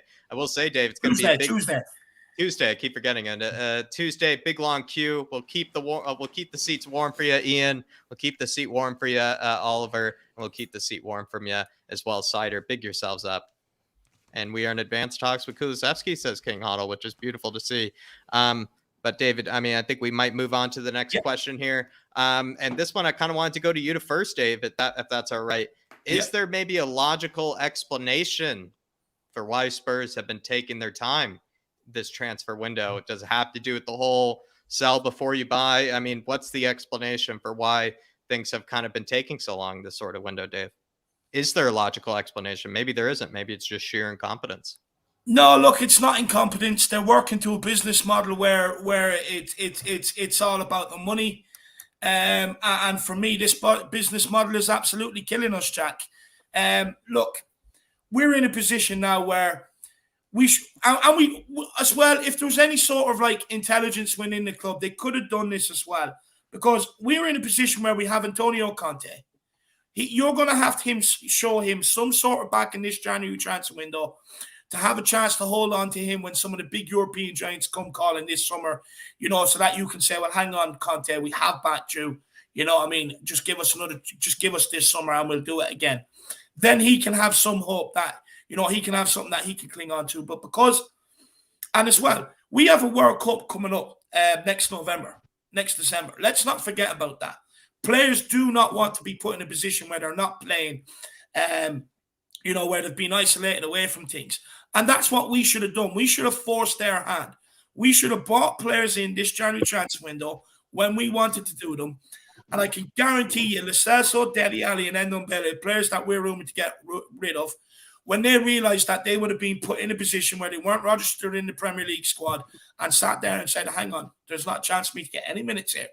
I guarantee you they would have won and found themselves a new club, 100%. With the World Cup coming up around the corner, no player is going to want to sit there and hang around when they're not playing. Not a chance. And we should have gambled on that, but we didn't. But not only that, the reason why we didn't at first is because, like I said, we don't want to gamble and take that opportunity because what if they didn't go, basically, is what I'm trying to say. We're stuck there paying 200 grand a week to spend on Belly, over 100 grand on what Deli Ali's on, and over 100 grand with the Celso. So that's, I'd say, roughly about 500k a week that we're paying for. We're players that they can't even get a minute on the field. And that's why we didn't do it. We played it safe.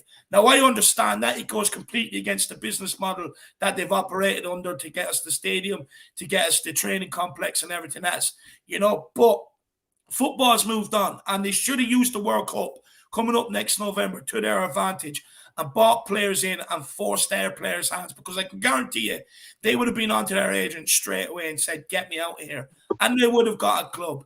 But we're not forcing their hands. But what we're doing right now, which is what you're seeing, and the repercussions of that, is they can sit there and take their sweet-ass time. If a deal doesn't suit them, they're not going to go. It's that simple, because they also are taking advantage of the way we operate in the January transfer window. These players are always also taking advantage of it. If we made their minds up for them, the first opportunity they got, they'd be out of here. But now they can sit there and be like, oh, I don't want to go to Newcastle because it's always cold. Yeah, I could go to Spain because of the weather. They can literally pick and choose what they want to do now, and we're allowing them to do that. They can also sit here and decide very last minute that they want to go, just so that they can piss off Tottenham Hotspur as well. So I'm disappointed with this window. Very, very disappointed. And sorry, I've just been rambling. I actually forgot the question, but I know I've answered. Daigle, same question to you. Do you feel like there's some sort of logical explanation for why we've left it so late this window, or is it just no really explanation at all? Just idiots at the helm. Okay, we're gonna go there. We're gonna go there, sir. This is solely Daniel Levy. Solely. Now, whether he's right or wrong, don't get me wrong, you got to remember, he lives off the Van der Vaart deal. He pulled off the Van der Vaart deal last minute. Not a single person knew about that deal. I remember I was just sitting outside, and then my dad came, coming, Brian, getting in. Like, what? He's like, look at this. And I was like, no fucking way. No fucking way. Have we signed? Not only we kept Rafa van der Vaart quiet, but we've got a guy of that quality in at the very, very... Harry Redknapp didn't even fucking know about it. That's how quiet that went, and goes to show who was pulling the strings. But that's a great deal, and he deserves credit for that. But because you've done it once, doesn't mean every single time you're going to do it. And it's for the thrill, though, Brian. It's for the thrill. He gets a kick out. Oh, mate, this is no thrill. My blood pressure, my fucking heart, honestly, my fist. I can't believe my fist. My fists haven't gone through anything at the moment. And I don't mean, I mean glass. I mean doors, walls, you name it, bricks. He does this every time. He does this every time, even in the summer, leaving things to the last minute. Yeah, this isn't me with my Levy out hat on, going, this guy's a parasite. But he has a proven track record of doing this every single time. I'll give you the prime example. When we thought we were getting Zaha and Tevez and Cahill, and we got Ryan Nelson and Louis Saha. Yeah. He has literally, and what you got to remember, when you're doing it this late, this window as well, especially this window isn't just to appease the fans and show the fans he means business because he got Conte. It isn't just Conte to appease him. This whole thing, people are forgetting, I don't mean that in a negative way, and Patrick, this window is to show Harry Kane that we finally are doing business and we're finally matching his ambition. Because if we get to let's just say the window's closed right now. We're talking windows closed, no one, or no one of substance. And then Harry Kane knocks on Levy's door and says, well, Daniel, guess where this is going? Once again, You've got the manager in, I can see that, but where's the ambition? We haven't got in the FA Cup. We might not be in Champions League. And then Daniel Levy will say these words, don't worry, we're going to make it big this summer. How many times do you think he's heard that? Or how many do you think he's going to go, okay, yeah, that gentleman? No. This window was to show Harry Kane as well that Tottenham Hotspur are going in the right direction. The question is mainly with the strategy. It doesn't work.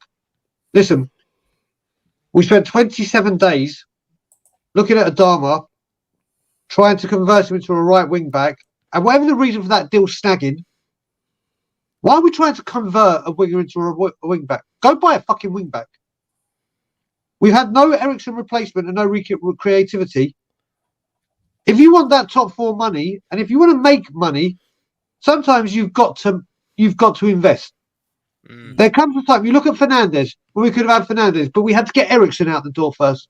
Well, I'll tell you what, if you knew he was going to Inter and you knew that money was coming in, pay the money for Fernandes so this team doesn't get weakened and get rid of someone. Yeah. Because what's going to happen is we'll get rid of these people. And then you know what he's going to do? He's going to haggle over the price with the agreed club that we're going to buy someone. And right now, as you're doing it, not only does it not help us because Conte doesn't get time with his players, you're now getting to the point now where the other club needs to find a replacement for that player. Yeah. So you're leaving it right to, so not only are you trying to wait till the last minute to either gauge the price up or down, or to say we're going to play it till the end and sign someone and snatch someone, and really, that team's got to find someone. And if they can't find someone, they'll keep the player. That's simple. And it has not worked since, in fact, you can't tell me a transfer we've signed this late since Van der Vaart has come off. Yeah, to be fair, it's we don't really do very much business in January, so that's probably why I'm actually, kind of scratching, to even find a good example, Brian. But to you, Sean, is there a logical explanation maybe that we're missing here for maybe why we've left it so late? Does it have solely to do with that strategy of, sell before you buy? Does it just have to do with sheer incompetence? What's your thoughts? Why do you feel like we're leaving it so late this time? I don't think we are. I mean, we obviously we are leaving it late, right? But I think that it's also worth remembering that there's only been 2 cash transfers this January window that have been confirmed that are over 10 million immediately right now. One of them is Vlahovic, and the other one is Arthur Cabral, right, to Fiorentina. I know that Guimaraes is just about to be closed, but we're 48 hours away. There's probably lots of loans to buy. But I can't remember too many loans with obligations to buy of anything above 25, 30 million. Maybe there's a couple of them. And Tottenham are trying to buy players or loan players with obligations or not obligations to buy of that ilk. There's just not that much transfer activity happening. And so I think there's that one part to factor in. I think the other thing to factor in is that the loan to buy, or sorry, the sell before you buy thing. Think of, I don't know if anyone's ever bought a house and then looked to sell a house before, but it's very easy to if you're trying to sell your house to someone, you'd probably take 5% less if the guy who was buying it was a cash buyer than the guy who bid top money but was in a chain.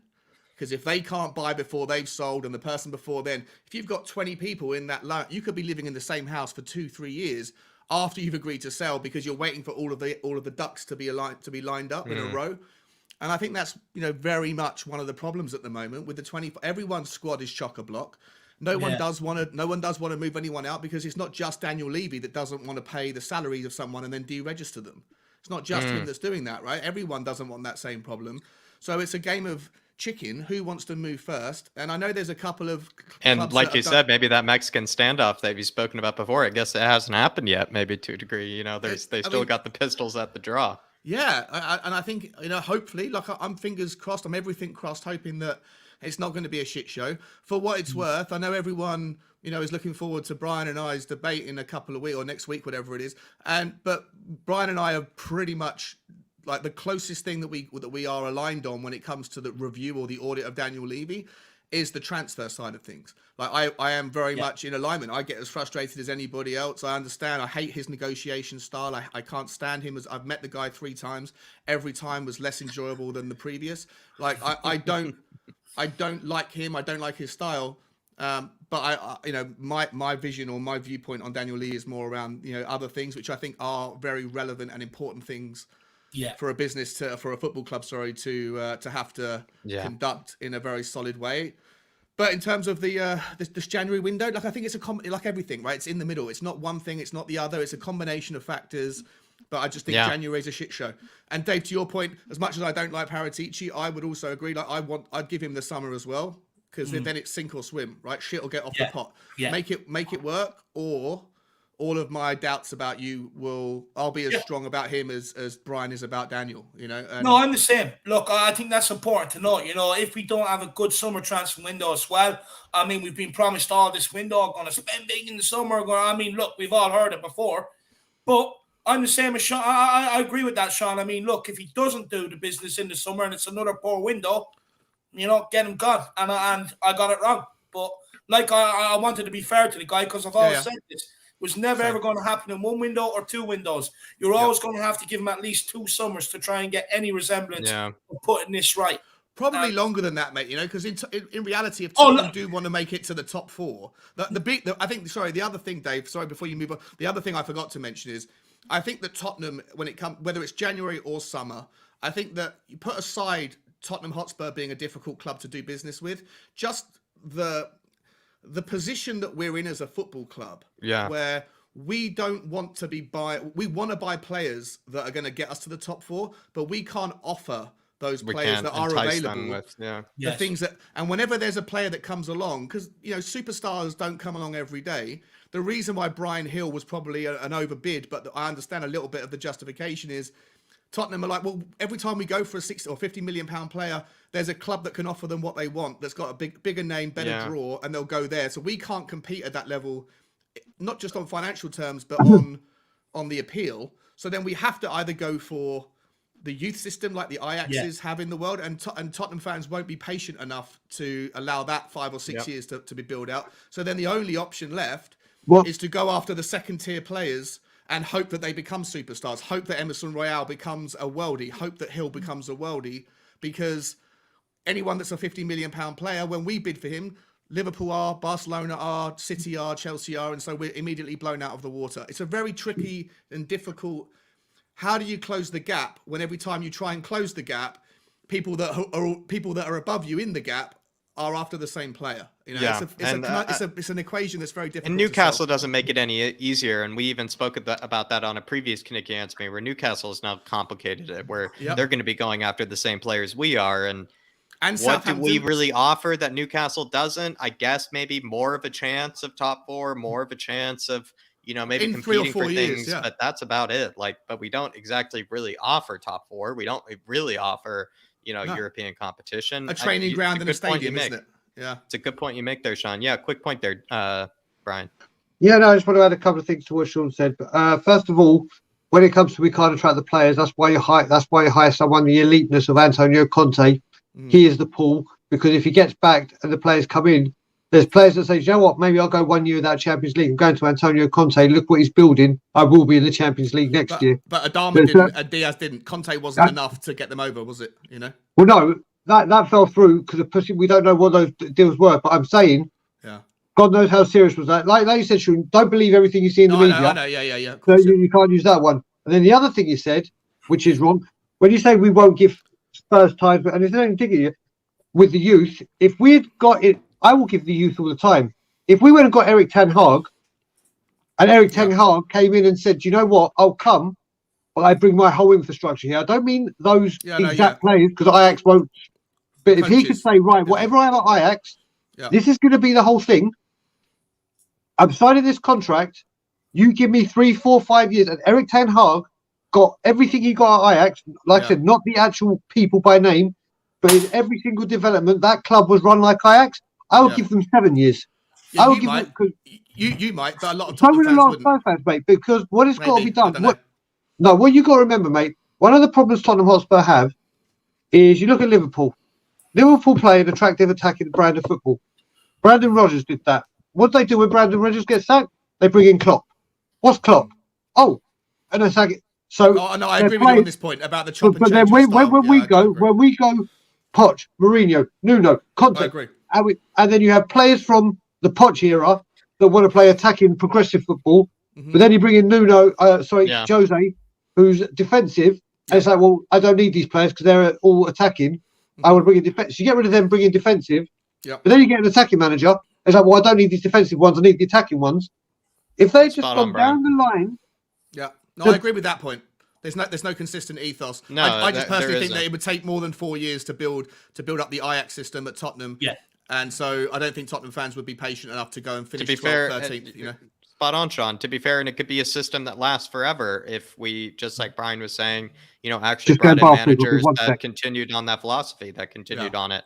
But Ryan Isaacson here with another super chat saying, Ndombele to Lyon being discussed. Yeah. Ryan, I'm not aware of that, but what really frustrates me about that yet again is somebody that I thought we could offer to Lyon in exchange for Bruno Guimaraes. They take back Ndombele, we get Bruno Guimaraes in. I don't know. It's really upsetting me, the fact that Lyon want Gio. And I guess if they want Tanguy back too, that just deeply upsets me because that means we could have gotten that Guimaraes deal done, my man. Yeah. But really pick yourself up, Brian. Labona, I'm going to say here, do apologize, saying, somebody please explain why we are ignoring Nkunku. His release clause means he would cost just as much as Kulusevski. I can tell you, my man, honestly, you should belong over on the second channel. That's exactly how I feel. I know Darius feels the same way as well. Darius is a huge fan of Christopher Nkunku out of Leipzig. I think he would be the perfect complement to Harry Kane. He could play as like a second striker. Also, basically challenge Lucas as well. He can play as a number 10. He could basically do it all, Christopher Nkunku. I would probably argue maybe the best sort of talent at this time, maybe in the Bundesliga. I could probably go that far. He's that ridiculous. I completely see what you mean. Maybe I didn't know his release clause was 30 to 40 million. I didn't know what it was actually. And I didn't know he had a release clause, but there you are, Labona. But honestly, spot on, my man. I mean, I like where your head's at, where your head is at. Head on over to the second channel. Just quickly, do you think he would, because he's banged in 8 goals in the Champions League this season, hasn't he? He's ridiculous. Yeah. Like, do you think he would leave a Champions League? No, he would never come to Tottenham. He would never come to Spurs. It's one thing paying the fee; it's another thing convincing the player. Yeah, True. That is true. But I would say, a boy can dream, a girl can dream. There, Sean. Faz Radfar saying, "What is better than having Bobspur back? Something transfers." I think that's been very sod transfers. There is nothing better than having that man back. Absolutely. Faz, beautiful. I absolutely love it. And honestly, he put up a really good question as well. He took over the show Bob did with that sort of question. It was a good debate sort of question as well. It's good just to have him for those reasons. I'll tell you that. And then we got you, Slider. Don't worry. We got you. We thanked you, my man. Angel Matos or Angel Matos saying, we spend 3 weeks chasing other teams' top targets. Shocked when agents call first choice team to tell them there's still time due to a predictable Spurs underbid. To lowball is to Levy. Incompetent chairman FC. Levy out.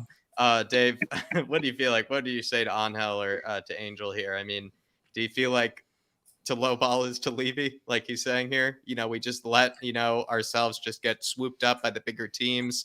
We make a bid for a big player. Just let the bigger teams come in and take them off our hands. We'll discuss this later. But I think he's bringing up a good point here about sometimes we're just getting outsmarted, out-tacticked, out-strategized when it comes to transfers as well. Yeah, no, look, just look. The thing is, let's not get confused. Negotiations was always a part of the transfer window, always was and always will be. But there's time and a place for negotiations. When you have your squad in place and your squad is doing well and you're going for a player that you want to bring in, you can take your time and negotiate. If it's 1-2 players, get a good fee on it. When you need players, you've got a manager like Conte, we've got top 4 open the way it is, and there's other clubs in the market now that will be going to do business. You've got to swoop in, get them early, and get them in if they're the players that you have identified to be able to push us over the line. Now, look, I'm not sure if that was the case with Diaz, Traore. I'm not sure whether that was media hype. I'm not sure whether we were genuinely interested. Nobody will ever know. Nobody will ever know. That's the matter of the truth. But, I mean, in this January transfer window, why are we lowballing when we're in the need? We have the need. It's supply and demand. We have the demand. The other player has the supply, but you gotta pay for it. It's that simple. I mean, I just don't get it. And it is low. The low ball is to Levy. If you really want that player and that's the one you've identified to push you on, you go and get that player. It's that simple. Yeah, it is that simple, Angel. But pick yourself up, my man. Really, also as well. Thank you for the big one as well, Angel. Yeah. Great talking point. To low balls to Levy. I'm gonna remember that forever now because of you, my man. Pick yourself up. Ave Master, Ave Master has become a new member. Another person we're going to keep the seat warm come Tuesday. Hope to see you as well. Hopefully we'll be talking about some signings. Maybe you'll give us some insight on sort of players, or maybe you'll just be kind of sitting with us talking about all the players that we were linked with that never actually came true. He is. Miles will be with me. He was with me. He's been with me 3 days this week. He'll be with me on and Graham and everyone else and Ryan on Monday. So yeah, top man, top man. Beautiful to see. C Dancer saying is also becoming a member. Honestly, Dave, I don't know what it is. I guess they're all looking forward to Tuesday. I'll tell you that. It's going to be a long line for Tuesday in terms of discussing, I guess, what's happened. Emily Dunn as well saying, great stream, lads. Keep up the good work. Come on, your Harris Army. Really appreciate that, Emily. Also, absolute legend, of course. Absolute legend. And then how would you run Spurs? Question for each person. Before we take that one, we've got a super sticker here from Dermot. I believe it's a dog of some sorts, Dave, and I'm not sure what it's referencing. Maybe it's just, kind of just showing us to, be actually, it looks like a dog. I'll be fair. It looks like a dog that's kind of sitting outside in the rain, Dave. And that's what, honestly, I feel like, this transfer window is that sort of dog, just sitting outside in the rain, waiting to be let back in. But I guess we're just going to need to get a signing through the door in order for me to be let back inside. But that's all I can say. It looks like a very sad dog, actually. So pick yourself up, Dermot. Pick up Dermot, man. What a legend. I love that guy. I absolutely love him. My brother. But yeah, we'll go back to this one from Oren Oreo. He's a.k.a. Mr. Spurs. How would you run Spurs? Question for each person. Daigle, Sean, which one of you want to take this first? I'll be pretty quick if you want. No, you don't have to be quick. Just well, no, I mean, it's a fucking it's a great question, but it's a question that you could go into. You spend hours talking about if you want to get into specifics. Personally, for me, I'd run it into the ground. Personally. Just my strategy. I wouldn't change too much about what Daniel Levy does. I would, if I was in his shoes and had his business acumen, I would do everything I'm doing. I would differentiate myself from, or separate myself from the footballing decisions. I would turn around to whoever you've hired and say, these are your roles. These are your responsibilities, right? It's your job to figure out the scouting network. We've got to improve there. Figure out the coaching. Figure out the youth system. And as far as the transfer budget goes, here's your money. This is it. This is what you have between now and January. This is what you have between then and the summer. And depending on whether if you finish top four, then this is what it's like a cash flow forecast, right? Like if you finish top four, then we know what that brings in. So this is what you're going to get. If you finish 5th to 6th, then this is what will be brought in. So this is what you'll get. And if you finish below that, then you get this amount. And then any player that you sell, and that money, by the way, that pool of money has to include not just fees, but wages, right? So they've got to figure it out themselves. And anyone that you sell to raise money, you get to keep 95% of, and the other 5% comes back into for whatever else, the concessions and for the development and all those other things, right? But like, he's a smart businessman who does everything right in a million ways. He makes a rod for his own back because he doesn't understand the nuances of football transfers, and he gets busy in areas that he's not an expert in, and that is a frustrating affair. And he's also a disagreeable person. He thinks that every negotiation is a zero-sum game where someone has to win and someone has to lose. He does. In business, that is not the way to do it. You have to sometimes find a middle ground and find value, and don't treat everyone like they're your enemy. Treat them like they're your colleague, your business partner, your associate, and he doesn't do that. So I would do everything he does, but I would just hire someone to do the football stuff, and as I said already, how to handle the financials. It's pretty. I don't think it's that difficult. Yeah, just for me quickly before we let Daigle in. What I would do is I just have a bit more flexibility in the business, man. I think the problems are solved. When you need the players, go and sign them, and then that next window, make it perfectly clear. If we sign the players that we need to get in this window, next window you're going to have to sit there and understand that it's going to have to be a sell before you buy. Fans will get behind that, and then again, go the next window. You can buy them before you sell. Just flexibility within the business model. Sometimes, as an owner, you've got to break the rules of the spreadsheets, and sometimes you just got to go for it. Sometimes you just got to go and get that player over the line, and that's all it is. I genuinely just think a bit of flexibility within the business model, and it's solved. I really do. Diego, yourself. Well, Sean's an excellent point, and I've completely forgot what it was. You agreeing again? I can give you mine, Brian. I don't think it would help. I can give you mine. At least I would run it into the ground because I would sign like 30 itches. I'd probably sign Jovetic, Ibrahimovic, Mitrovic. I'd probably sign Chris Wood. I'd just be having a field day with all that money, honestly, buying, all my favorite players from the past. I'd probably bring Pepe out of retirement. Honestly, I'd pay probably 50 million for Pepe. I'd run it into the ground. That's what I would tell you, Mr. Spurs. I'd run it into the ground. The bit I was going to say with Sean is where he said it's a game where someone has to win and someone has to lose. There is never a truer word spoken ever. What I would do if I owned the club and I had the money, I would hire a manager to manage the football club, and I'd stick to the words that I said in a video and let the director of football take on footballing responsibilities. It's quite easy. Even said it on video. It's quite simple. Listen. I'm sure Antonio Conte doesn't walk into him and go, "Do you know how I can boost our Skywalk revenue?" Or "Do you know how I can improve the matchday experience?" I think what we should do and come out with a 58 fucking page PowerPoint. No, because it's not his job. He doesn't know what that is. Conte is hired to manage a football club, and Paratici is there to be the middleman, and his exact role is there to be the link between the two. So like when we heard Conte hasn't had this meeting with Levy. Why does he need this meeting with Levy? To give his trial? That's what Paratici is apparently there for. So if I run a football club and I was as good as business as he claims to be, and don't get me wrong, I'm not saying that he's not the stadium that he's done and some of the worldwide appeal he's got for Spurs and what he's done that well. I don't deny him that, but that's his forte. Stick to that. Yeah, do that. That's what I would do. Yeah. If that was it, that's what I would do, because that's what I am a master at. That's what I do. That's how I've made my billions. There you are. I don't go in now. I don't walk in. I can't cook to save my fucking life. Thank God my wife's an excellent cook. I literally cannot cook. I'm not going to walk into Gordon Ramsay's restaurant and go, "Do you know what, mate? Just scoot over. I've got today's service." Because I wouldn't have a fucking clue what I'm doing. I wouldn't have a clue. Now, I understand there's finances. And like Sean said at the minute, if you're in Champions League, I'm going to give you this money. If you're in this league, when do you want your players? Oh, you want your players like Poch before pre-season to have a grueling pre-season? Okay, I'm going to bust a gut to get your players in. So I want to set you up to succeed, not to fail.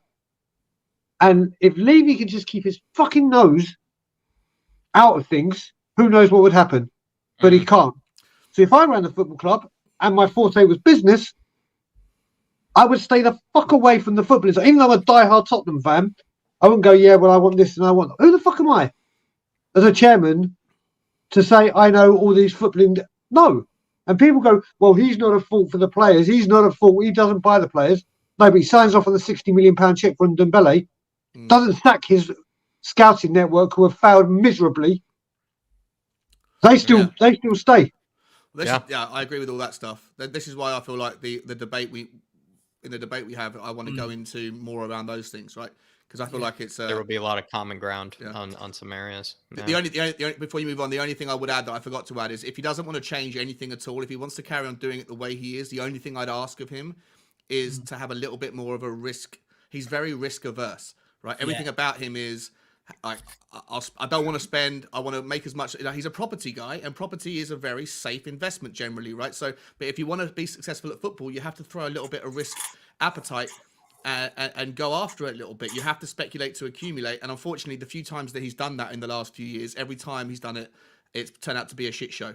With all of the poor transfers. But I would just ask him, if you keep doing what you're doing, man, but just have a little bit more of a better appetite for risk. And you never know what could happen. Your business could be worth 5 billion, 6 billion, 10 billion, if only you took a little bit more risk. You know, you're doing everything else right. Just trust people more than you do to do what's right, and we'll be okay. Beautifully said, Sean. More of a high roller Levy is exactly what I need. That's exactly what I need. MS says, even with Don Paratici, deals need Levy to okay or give the approval of. Why?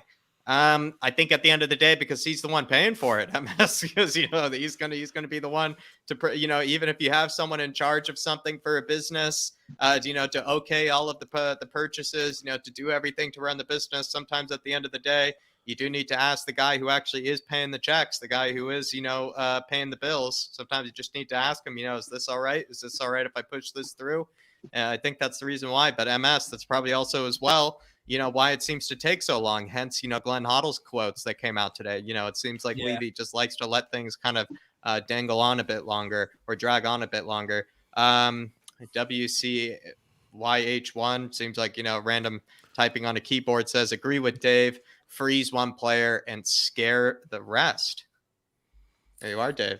Telling you, the World Cup's coming up. I'm telling you, Ndombele won't want to sit around and waste any more time if he believes he can get into the French squad. He won't get into the French squad. No, but a player like him who apparently believes he's the best and he's arrogant, he believes. So if he when was the last time he played for France, Dave? Do you know? No, I get that. I get that, Sean. I'm not suggesting. I'm asking. I don't know. I don't know either. I don't know either. But the point is he believes he's good enough. He believes he should be playing for France. So play on that. Put him at risk of not making the World Cup. Same as Lo Celso. I think he needs a psychiatrist, man. I think that Ndombele needs to sit down with a shrink for the next 3 or 4 months and figure out whatever's making him unhappy. He's got the world at his feet, and he's got all the money in the world, and everyone would give up their right arm to be in his shoes, and he's just an unhappy fella. What I say? He's getting paid $200K a week. Go and fucking buy one. Yeah, honestly, he should get his own shrink on $200K a week. My thoughts exactly, Dave. The Truth Sets Free says, big up Ellie, the legendary Spurs player and supporter, not only a supporter, but also a player, played in the midfield, showed a bit more kind of graft, I would say, than a lot of players, in our squad. I would say she did. Truth, but absolutely appreciate it. And honestly, spot on, my man. Absolutely spot on. Ellie's the legend. Ave Master says, as Daigle knows, I will be there. Very much outdated transfer tactic. This entire window is in shambles. He'll be seeing you there Monday, Daigle, but also as well, he seems to agree that this is, as the title says, it's a very outdated transfer tactic. The way that we sell before we buy, all the other sort of things that we're getting caught out for this window. This entire window, it does feel like one of the most kind of hectic, kind of disappointing windows because to a degree, Ave or Mr. Master, it feels like this was the one where we needed the most squad improvement. This was the one where it felt like a good opportunity to actually, dive into the January window, and we have yet to do it. Maybe we will, but we have yet to do it. There it is, everybody. And then Sean O'Neill, or Shane, I believe, is the next one. There Shane it is. Big up, Mr. Master. Shane O'Neill saying, delighted Brian brought up Van der Vaart, Levy believing his own press since then that he's a shrewd businessman and is capable of getting late bargains. Maybe he kind of the curse, got him there, Brian. Maybe once he got Van der Vaart, he got this kind of thrill through him. It's almost like making, a last minute bet on a horse or something like that. Yep. He got the returns. He got, kind of that thrill, a bit of that adrenaline, and he just can't get enough of it. So he just has to, continue to wait till the very last moment of the January window just to see if he can get a player in the last seconds. Maybe he's just doing it for the thrill. Right, I must admit it is thrilling. After 8 or 9 years of it failing, it's really thrilling. I must say that. What I will say is just quickly is Tottenham are closing in on Bentancur, so it looks like they are closing in on a double swoop from Juve. That is Dejan Kulusevski and Bentancur. And there is a few possibilities on the table for Ndombele to leave. So, beautiful. Can you, David? How close? What is Dimarzio? What is the actual words that they are saying? No, this is from Fabrizio Romano, not the. Okay, so what's Romano saying? The actual words in that tweet. I already read out the one on I've got it. Kulusevski earlier. I'm not going back to find it. I've got it in front of me if you want it. It says Yeah. says Tottenham and Juventus are now in advanced talks for Kulusevski on loan with a buy option to become mandatory if certain conditions will be reached. The buy clause. There you go. The buy clause could be linked to Champions League next season and the number of appearances. The value is now being discussed, and Juve want 40 million euros. And look, I 100% get where you're coming from, Brian, but like I'm still going to sit here and read the latest for all the fans out there that do. Oh no, I don't know. No, that's the thing. Mate, listen. I hope this gets over the line. I want these players, but when they say certain conditions, you've opened Pandora's box for the likely thing to happen. When you see, if you just told me that, here we go from Romano, I'll be here going, wicked, amazing, we've got those two class players. But whilst that says certain, whatever that word was, certain conditions, yeah. What certain conditions, whilst that terminology is used, that is not even 75% done for me. Mm. Are you protesting no matter what on Monday, even if we go and sign 6 players of world East? No, listen, there's 5-6 quality players, and I mean quality. Yeah, of course. Yeah. It's a bit null and void. I'm being hyperbolic, but I mean, is it like whatever happens, I'm up there, we're all up there? Or listen, is people have also got to remember. And this is why it annoys me with short term. And this isn't it you, Sean, or anyone on the panel or anyone in the chat. I don't see how one window out of 42, they go, oh, everything's forgotten. Let's not forget that we're the highest priced season tickets. If it happens in one window, if Daniel Levy did this 4, 5, 6 windows in a row, you start thinking, oh, do you know what? Maybe he started waking up. Yeah. Maybe to do it one window. I remember like everyone was pretty happy with the summer window. Yeah, it was. What? So what? You look at the summer window. Let's have a look at this. You and me even spoke about this yesterday. I know now, like with the benefit of hindsight, it's all been a shit show. But at the time, I thought that the temperature of the fans was pretty positive. Was never. Gill, no one absolutely understood. One for the future was like, okay. Well, remember when we signed Gill, we couldn't sign Tommy Tomiyasu because he was at the Olympics, but we could sign Gill, who was at the Olympics. And then Romero obviously was the big one. Romero was like, oh my God, this is fantastic. This is brilliant. He's the only one that has come off. Like you said, Barcelona even couldn't believe we got 25. So you look at it, and I've used it, and I'm on the channel of the home of this, and I keep quoting David every single time I said this. We have signed, when we lost Kyle Walker for 50 million, we've gone through 4 right backs and still can't find it. No, we can't. We are going to move on, Brian. We are going to move on and actually answer some of the questions for tonight. But this one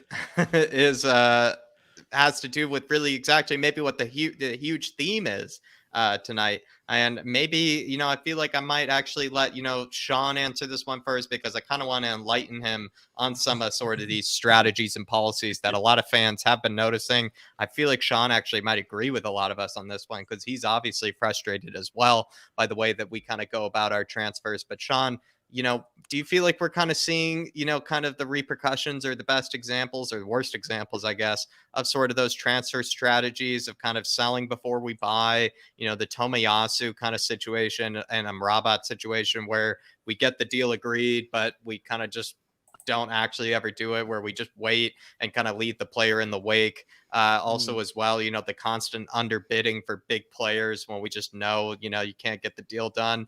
Do you feel like this has been a window where almost all of our transfer strategies and tactics that seem common with Spurs have kind of just shown to be a big failure? Yes. Are we repeating the same mistakes, this window? I think we are. But I do think I want to, emphasize that from my perspective, I always say this: we never know anything about what's really going on, right? And a lot of the journalists, the ITKs, even when you've got like the highest caliber of people that should know, like Fabrizio Romano on the one hand, and then you've got Ali Gold, who might not be in the know, but he's a Tottenham guy on the other. Like both of them had on the same day, massively conflicting reports on what the truth was about the whole Adama thing. So we as fans never know what's going on, but there is no smoke without fire. So you have to kind of, just assume the rumblings generally are what's the truth.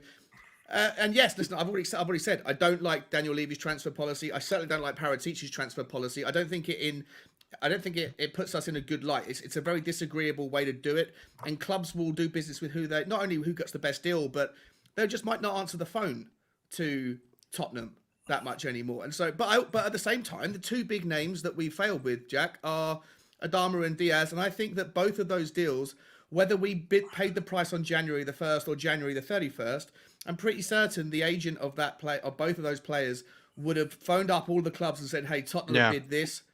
Yeah. Do you want to step in?" And Adama would have always had his head turned by Barca, and Diaz would have always had his head turned by Liverpool, as would any player who doesn't have an affinity or a relationship with Tottenham. We would all turn down Barca for Tottenham because we're Tottenham fans, but these guys aren't. They don't care. So I do think it has shown us in a bad light. I do think it's terribly disappointing thus far, but I also think we don't really know what the fuck's going on. We don't know, and I think too much is taken from all the rumors we get, and the people that create the rumors, that's how they get paid. They create the clickbait headlines, right? So no, you're right.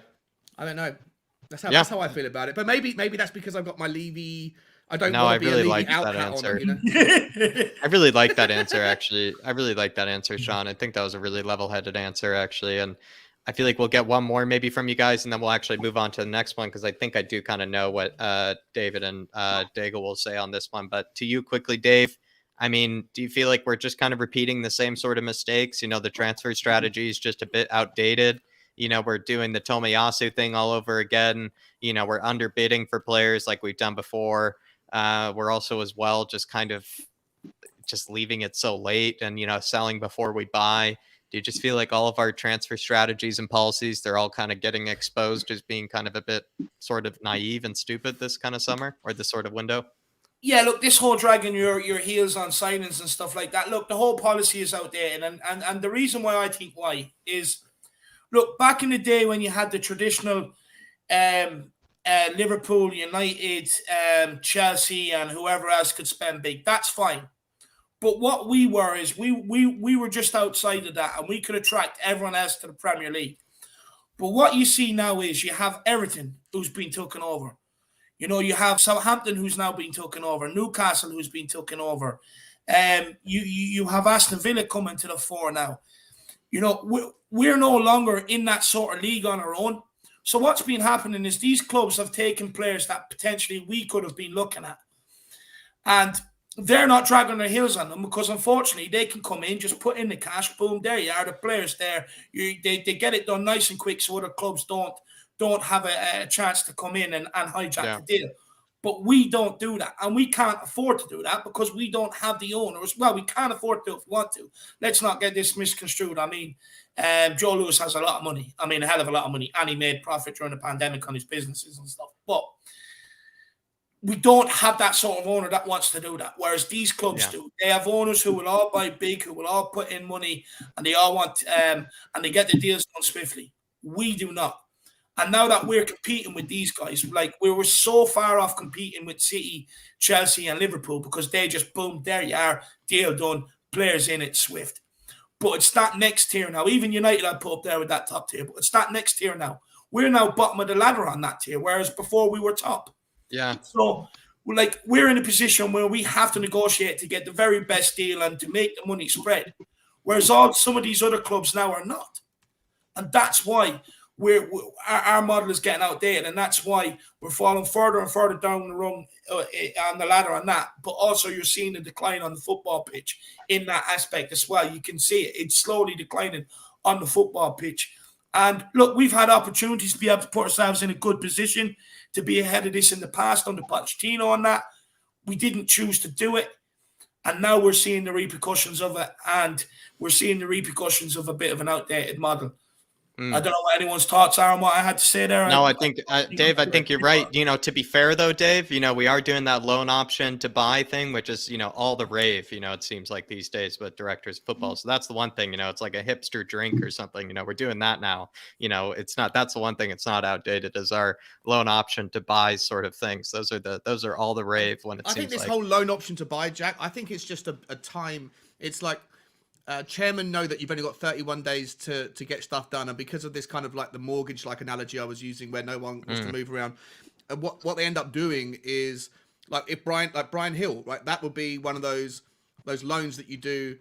It protects you from an impermanent loss when you don't know what the overall. You want to get someone in, but you don't because it all happens last minute. You might get phone calls saying, "Oh, this guy's actually available because they're selling this person. I'll get him in." It allows you to have quick. You can shoot from the hip when things happen at the last minute. I think it allows more players to kind of go back and forth as well, actually, with the loan options. But I'm actually all for it. It protects them. It protects them. It protects the clubs from going, I don't want to have to pay 40 million. I didn't even have this guy in my mind, but because I lost out on this guy and this guy and this guy, this guy's suddenly available. We do need that gap filled, but is he the right man? Let's get him in and see. I think it's the one thing that isn't outdated. I think it's the one thing that isn't outdated. It's the one thing we're doing that's, with the times, with the mainstream. Actually, very trendy, very trendy. Yeah, it's very exactly. That's the word I was looking for. It's a very trendy transfer strategy. That's what I personally like it. I just want to add, just to add to kind of what I was saying. And because of the climate we're working in, where you have now Newcastle, Southampton will be coming, you have Everton, you have Villa, you have clubs like that who now probably are at the stage with their owners where they can afford to buy. It doesn't work out, they go and buy again. They can afford to throw money at it. We can't. It's more important than ever now going forward, and I can't stress this enough, because I don't want people coming back to me in a year or two's time saying, Dave, you were so right. How'd you know this was coming down the line? Because it always happens. I always say facts, and then months down the line, people start talking about, and I just start yawning because I'm like, I already said that 6 months ago. You know what I mean? But it's more important now than ever to get our signings spot on and get them right the first time, because we do not have that money to throw at. And if we don't get them right, we're going further and further down. Yeah. Trust me. Would you rather sign nobody than sign a potential end on Bele in the next 24, 48 hours? Honestly, we could sign Lego Man and I'd find a positive in it. You know what I mean? I really would. But but you're saying if we're going to do it right. But with 48 hours to go, let's be honest, Kulusevski wasn't our first choice. Diaz was, right? So, well, that was Tottenham's first choice. I really like Kulusevski. Yeah, so do I. So this guy for a while. So do I, yeah. Look, I actually genuinely do think this is a deal that would happen. But look, I don't want bodies coming in purely just for the sake of bringing in bodies to turn around to the likes of a Daigle and say, oh, well, what you getting impatient for? We've brought in a load of players, this, that, and the other. Because fans will see right through that. Yeah. You know what I mean? In a way, it probably make Daigle's message actually stronger, to be honest with you. But what I genuinely want, and what Daigle wants, what Sean wants, what you want, Jack, and what every fucking Spurs fan worldwide want, is quality players coming in. Bringing in just any sort of bodies or bodies in quantity is not going to solve this problem. Yeah. The problem is a quality issue. And therefore, it has to be a player of quality brought in that can come in and hit the ground running. Kulusevski plays for Juventus. I know he's been poor under the new manager recently, but he's a player that you look at. He can come in and hit the ground running. He plays for Sweden. He's played at international competitions. You look at Bentancur. He's another player that can come in and hit the ground running. Players like that, players of quality. If you can add another one or two to that, brilliant. But I don't want to see I don't want to see like Andy Carroll and 2 or 3 other players strolling in here that are knackered, you know what I mean, and saying, oh, well, we got in bodies. I do not want that. I can't emphasize this enough. It has to be quality signings. Yeah. But Dave, we couldn't even sign a non-league player, Dave. Could we even sign Lego Man? We can't even sign a non-league player. Look, what I would say on Ollie Tanner is this guy he thinks he's better than what he is. This guy honestly, this guy is pushing for Love Island than a professional football. Yeah, that's fair, actually. Because he's already rejected Brighton this transfer window. So he's had Brighton and Tottenham going for him. He's being rejected. Now, He's the next Tommy Fury by Arsenal and Charlton because he was in their academies. Down to Lewis. I don't think he's really in a position to be rejecting Premier League clubs. But he's a little wanker and he thinks he's better than what he is. He thinks he's the next Jack Grealish, this, that, and the other. So for me, look, I'm really not arsed with that guy. I'm not going to read too much into it. I know it's kind of like you look at it in terms of the transfer window. We can't even get a non-linked player to come here. I get that. But look, for me, I'll be honest with you. I don't want a guy to come here that, has dissed my man, my baby, Harry Kane. Do you know what? The only thing I'll say on that, David... Just quickly, if we really wanted to get this one done over the line, we actually would have paid him the money that he would have come. We would have paid the ridiculous money he was probably looking for. He got a hell of a lot of shit for what he said about Harry Kane. It's worth pointing out, right? He's 19 now. He was 16 when he said that. Or he wrote it on Twitter. No. Look, what he said. Stuff that he said when he was 16 and all. Yeah, I get it. We were all young once and stuff like that. I don't care about what he said. I actually just care that it's the person he criticizes, Harry Kane. That's my main problem. I'm being honest. If Dave were at the heavenly gates, he would send him right back. Honestly, that is, that's a sin you can never come back from. It's a sin. Fair enough. Well, I do want to say a couple of things here, just very quickly. So with Oli Tanner, yes, what he said is wrong, 100 billion%. Yes, apparently he's a gooner. But isn't there players at the scouting networks that have scouted him for a while that would have been able to find these tweets before you put the bid in, before you made the bid, before it all started happening, before it got to this far? But no. We'll put a bid in for, and we know nothing about him. That shows what our scouting network do and how much scouts didn't realise Ndombele was a exactly case, that right? just shows the due diligence. But this owner keeps the scouts going because they're really good at their job. They can't even look back and realise. So there's one thing. But the other thing I'm going to say, and I'm now going to hate to do this, but the Kulusevski thing, the other thing, and it's just reminded me because I've seen now apparently Basuma, and there's another name that's being. That's from the Mirror. That's from the Mirror. Yes, I know. I'm saying, but what I'm saying is, I don't know if everyone will remember. I don't know how old all the people in the comments are, so I'm going to go back a bit in time. We lost to Fulham one year badly. I mean badly, 4-0 in the FA Cup. 4-0 in the FA Cup. They hammered us at Craven Cottage, and we were shocking. That was the day before deadline day. We put a bid in for Sergio Aguero, because he was still at Atletico Madrid, Andy Carroll, when he was first time at Newcastle, Giuseppe Rossi, who was flying Sevilla, I think, or whatever it was, and I can't remember the full striker. The full striker, we put 4 in, big, well-known strikers. Andy Carroll, not so well-known, who was doing bits at the time. Do you know how many of those we got? 0. So this is, like I've been saying, all week on streams I've gone on, the Daniel Levy bullshit production, and this was before social media, where he'll just put bids in, hope it hits, but he'll put it way below, and all of a sudden, now we've gone past 11, 48 hours to go, this is when you're trying to get these big deals done. Not saying they're not going to get done, with especially the Juventus ones, but I'm telling you now, I've seen this happen time and time again. I hope they happen. Oh no, there's a strong possibility. We could wake up tomorrow it's falling through. I fully understand that. I just want to warn everybody out there: when we do bring you, players that Tottenham are interested, we do not bring anything from the Mirror. That's why I never mentioned the Basuma one when I mentioned about Manticore, because I know Basuma's not happening. That's from the Mirror. I mean, the Mirror is like the Sun. You go to page 3, it's a good page, let's be honest. But, it's not the sort of newspaper I'd be trusting for football leagues.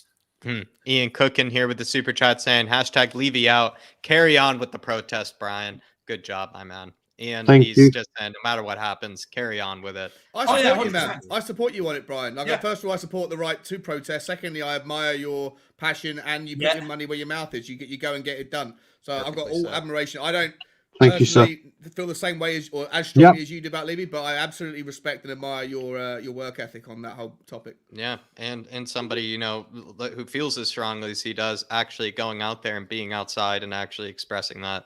It's the least you could. Honestly, it's beautiful. Beautiful to see. Jamie Allen here saying Spurs are in danger of becoming a mid-table team if they don't get their act together. I think, just to be fair, if we didn't have Antonio Conte as manager right now, we probably would be talking about a mid-table team. Let's say Nuno were still in charge. Jamie Allen probably would be talking about a mid-table team, actually. So believe me, I think when we were under Nuno, we were realizing how close we were to a mid-table team actually at one stage. It did really feel that way. Yeah. Look, there's every sort of that danger happening, and I mean that's why the likes of that's why Brian Daigle and every Spurs fan that can get down their deadline day will be protesting because they want to stop that happening. They want to put the pressure on the owners to be able to sign in players, you know. And even if Levy does sign in players, you still let's not turn around and dismiss the protesters and that, because at the end of the day, you have to accept that with the protest, that the pressure that's put on Levy has probably also helped, you know, get in these players. I do want to stress that, you know, in the event that if Daniel Levy does get in players deadline day, I don't want people turning on the Levy out or the protesters crowd like they did before and go, oh, you have to be patient, because you have to understand that the element of that pressure does sometimes and can force these people to act. Exactly. Well said, I don't understand why the people that don't support the ENIC out thing have a problem with people like expressing themselves. Yeah, it's become like Twitter's always a toxic, nasty little place. It's a hellhole, Andy. It's a hellhole, right? It's the shithole of the internet. But like I say, me and Brian don't agree on a lot of things when it comes to Daniel Levy. We agree on a lot of things about Tottenham, but not on Daniel Levy. But I don't understand why people that don't feel as they're probably somewhere around where I am, but they have a real crack at you guys on the Twitter, and I don't understand it. I just think Well, you should be free to do what you want. You know, do what you want. Yeah, I'm happy you brought that up, Sean, because I'm just going to bring up someone in the chat right now, Ads007, who thinks it's so funny to spell my surname. He's like my stalker and my troll. That follows me everywhere, that thinks he's funny and whatever. And as I've said, what it is I stand, like Sean said, I stand up for what I believe in. I am a man of my word. I have integrity. I have commitment. I have passion. I have desire. Like when everyone protests like the M25 or if something's going wrong and you go, right, I don't agree. There's anti-vaxxers.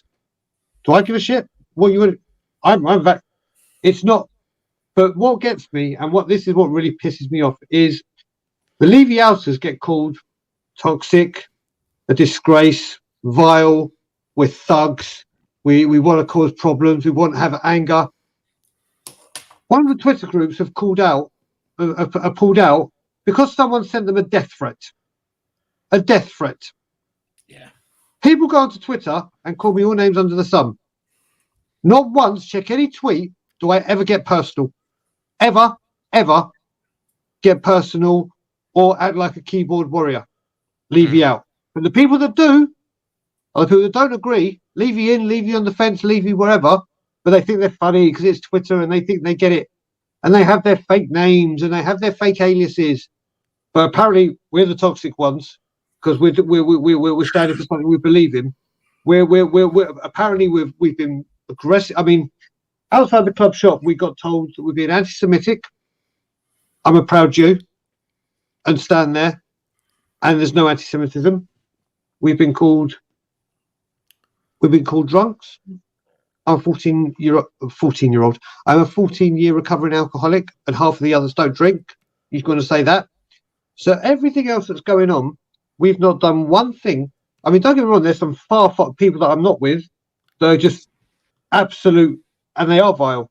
There are some Levy outers that are absolutely don't stand with me. I don't get personal to you, but these people think, and it's Levy in or Levy on the fence. Yeah. So I just wanted to, sorry, I didn't mean to go to a tirade there. No, I think you're right, Dave. I mean, Brian, at the end of the day, you just express your opinions on the matter and you don't get personal. You don't attack anybody for who they are and you don't attack them for holding a different opinion. And yet it seems like a lot of people, not a lot, but I don't know, I can't speak, but it seems like plenty on the Levy sort of side seem to really take the personal sort of approach on things, which is just disgusting. William Kelly in here with a super chat, a big one as well, saying Ronaldo was asked, how did you get the success you have achieved? His answer was, you can have all the talent in the world, but if you don't work hard, you don't succeed. I mean, this is pretty much the exact definition of what happened to Tanguy and Ndombele here. Just you could have, I mean, I think Dave said before, he has probably more talent in his little toe than maybe the entire squad, you know, maybe apart from Harry Kane and Son. And yet somehow that guy, he doesn't put in an ounce of effort. And look where he is. You know, he's being loaned back to Valencia, you know, being shown the door to PSG.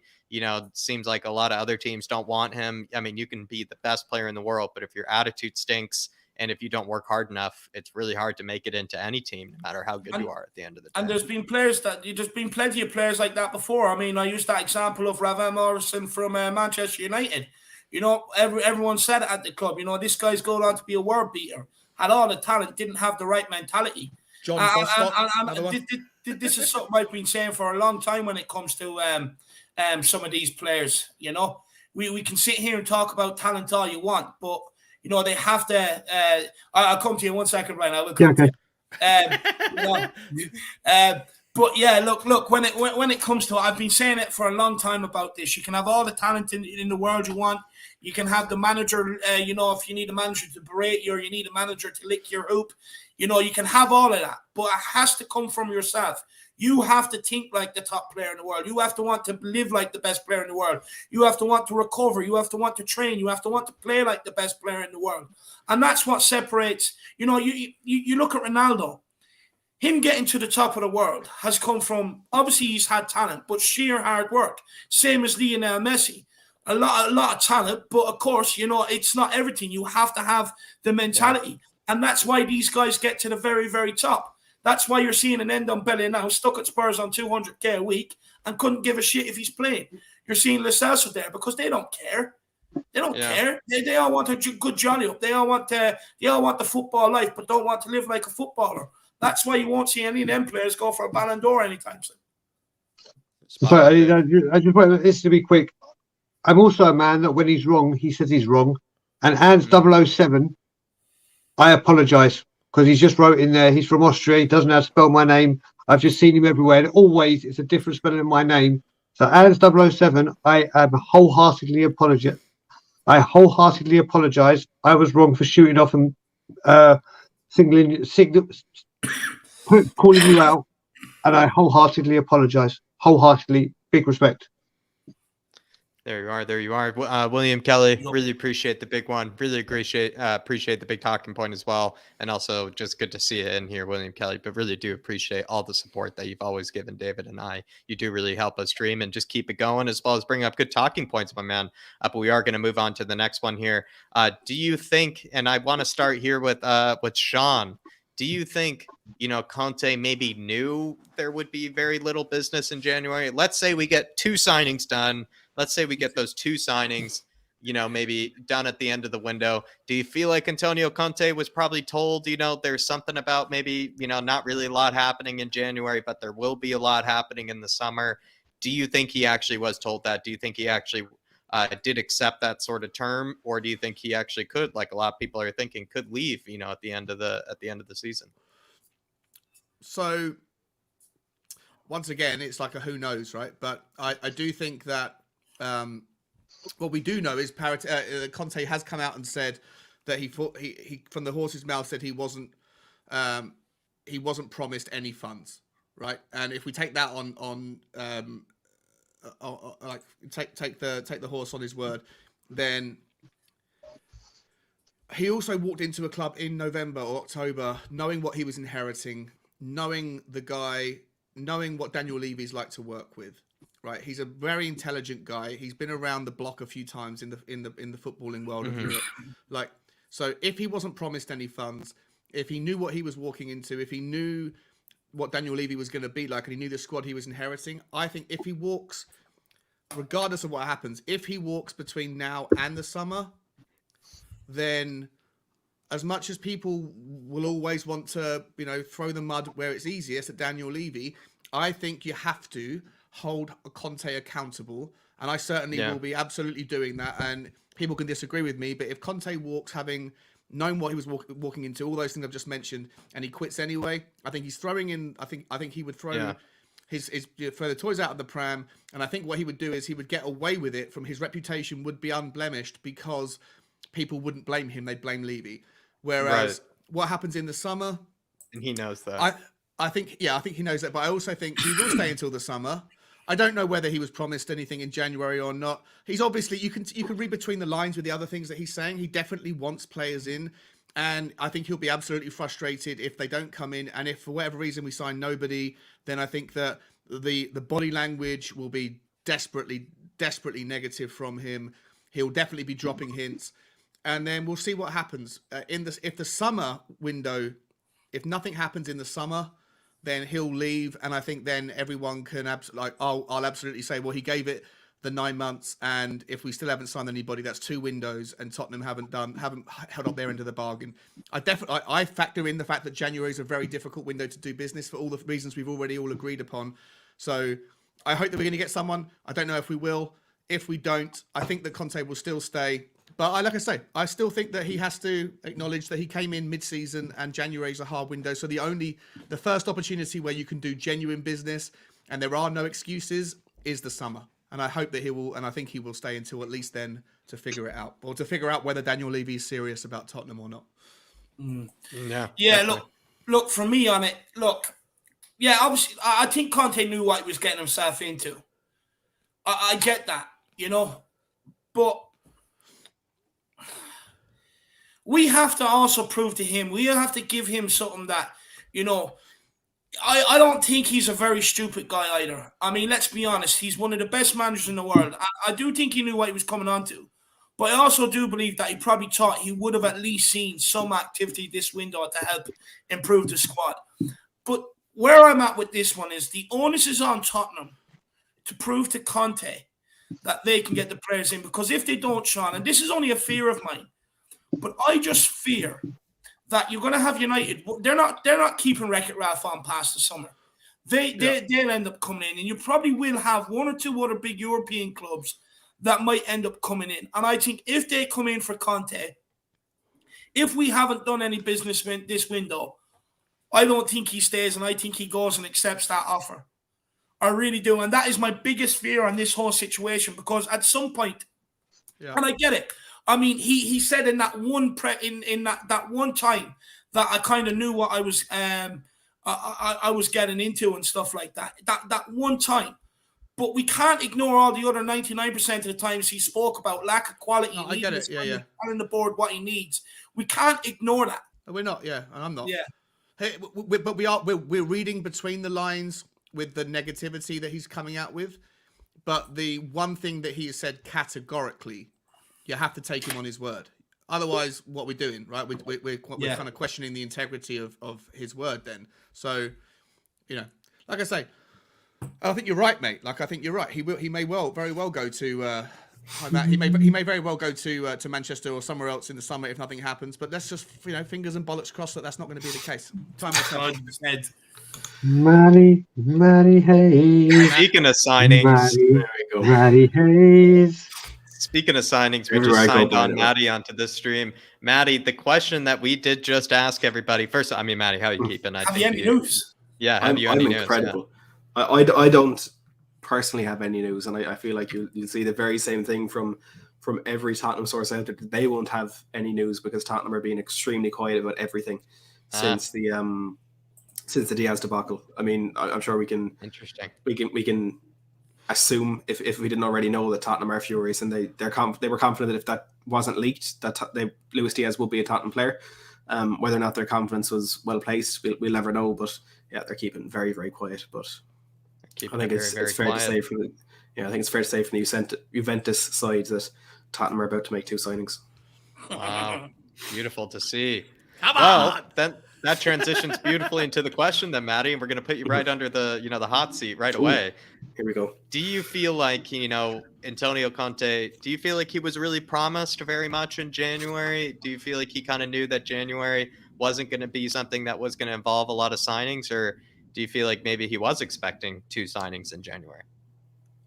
I feel like he wasn't promised much for January, but he also wouldn't have been expecting things to go the way that it has done so far. He said it himself a few weeks ago. He didn't come to Tottenham for what he was told would happen in the transfer market. I think he indirectly said it himself as well, that he was told it wouldn't be a big January window. And look, we know it's been very well documented by a lot of the press in the last month and a half that Tottenham are planning for a very big summer transfer window. Now, again, it's the same concern I've had with it all along. If we want a big summer transfer window, to make it the best it can be, we need Champions League football. And to get Champions League football, we need to make signings in January. Right. And aside from that, where are we getting the money for the summer that can't be spent in January? I mean, I know there's prize money coming in from the Premier League, but is it enough that we can go from having to get Kulusevski on a loan with an option to buy to then go out and being the biggest players in the market? It seems a little bit too convenient for me. Yeah. But I still, to answer the actual question that you asked me, I think Conte knew it was going to be a tough January window. But in terms of missing out on so many signings, I'm not so sure. Do you feel like maybe as a follow-up, Matty, because you were kind of saying, obviously the signings in January to a degree are kind of like that ingredient for getting to top four. It's kind of, the catalyst for getting to top four. Do you feel like this sort of, season with Antonio Conte, do you feel like it's kind of a free hit for him? Or do you think they're expecting him to maybe get into top four or top six? I'd say from a Conte point of view, from what the board is expecting or looking at, I'd say to some extent it's a free hit. Mm-hmm. I mean, look, if we're out of the top four race by February, March in a bad run of form, I don't think that will be taken very well. But from what we know about Conte, he won't see it as a free hit for himself. If he doesn't get top four, he'll be angrier and more furious and more upset than all of us. I mean, he'll hold himself to those highest standards, but they can't bring him into a squad that was built by Pochettino, Jose, and Nuno, with all the problems that were in there in almost every single position. Kane, who was off form, having wanted to leave, essentially the mess that he came into, not back him as much as possible in the January window and expect him to do something with it. I mean, he's one of the best managers in the world, but he's not a miracle worker. No one gets a tune out of that squad to the point where we can, demand top four. So I don't think it's exactly a free hit, but I'm sure there'll be a lot of slack cut his way if it is required at the end of the season. Sounds like he's getting some ingredients, though, in order to maybe potentially push for that top four, which I think honestly does, to a degree, push on to maybe some, kind of some future questions here. And I think I'll go to Dave here. Dave, do you think maybe Antonio Conte, do you feel like he was, kind of promised Spurs as, listen, we're going to improve right away. We're going to be able to push for things right away. Or do you think maybe he took Spurs as sort of a project of some kind of sorts? Or, I mean, what are your thoughts? Do you feel like he's going to grow impatient with us if we don't win anything? Or do you think he's maybe taking Spurs as a bit of a project? Look, 100% he's going to grow impatient. I mean, he's a winner. Winners don't stay patient for long when things are going wrong. You know what I mean? Look, do I believe he was promised anything? I do believe he was told we could at least do something this January transfer window. 100%. And look, you can already see it over the January transfer window, his frustration. When the losers are piling up like they did when some of the losses were happening like they were in January, and, we're not seeing any transfers coming in. We're seeing the glaring obvious mistakes from some of the players or the lack of quality compared to some of the teams that we have played this January. You can see it's naturally grown to grow his frustration when he sees there's a lack of quality on the pitch. We're a football club with finances who can try and do something about it, but are not acting urgent enough to be able to do something about it, and won't change the business model to do something about it. If this Kulusevski and Bentancur deal is true, that obviously means there's at least one or two players going out, I would say, as well. Yeah. Because we don't bring in players unless we have players going out the other way. So, look, I mean, we can hold on to that one piece, like I keep saying. We can all hold on to that one piece where he said, yeah, I wasn't promised, basically what us Spurs fans were saying, that he was promised or whatever. But let's not ignore all the other 99% of the bits where he is saying quality. We're way off compared to some of these other clubs. Lack of strength in depth. I mean, anyway, it doesn't even take Conte to work it out. Us Spurs fans can say it. Of course, the guy is going to grow frustrated. But he's not going to grow frustrated and walk. But what he will do, as soon as there's one way of escaping out of here, he will do it. And look, I don't really want to say this. Is there an element that maybe he took the job at Spurs because he wants to get paid during a pandemic that he didn't know how long it was going to go on for? Or maybe to a degree, maybe Dave, he and the missus and, I believe his daughter, maybe they like London, maybe it's, a place that he sees himself in the future, hanging out for some time. I don't know, Dave, you brought up some good points there. Brian, do you feel like Antonio Conte, maybe he's just got 2 signings, through the door that, could maybe have him, give him that sort of, confidence about Spurs? Or do you think eventually he'll grow frustrated with us? And eventually walk? Or do you feel like he sees Spurs as a potential sort of project? Okay, so what I'm going to say this as well. I'm just going to say this part first that I go to. Now, this is nothing against Matt and Romana and whatever. This is not but it's now coming up a few times now. I would never.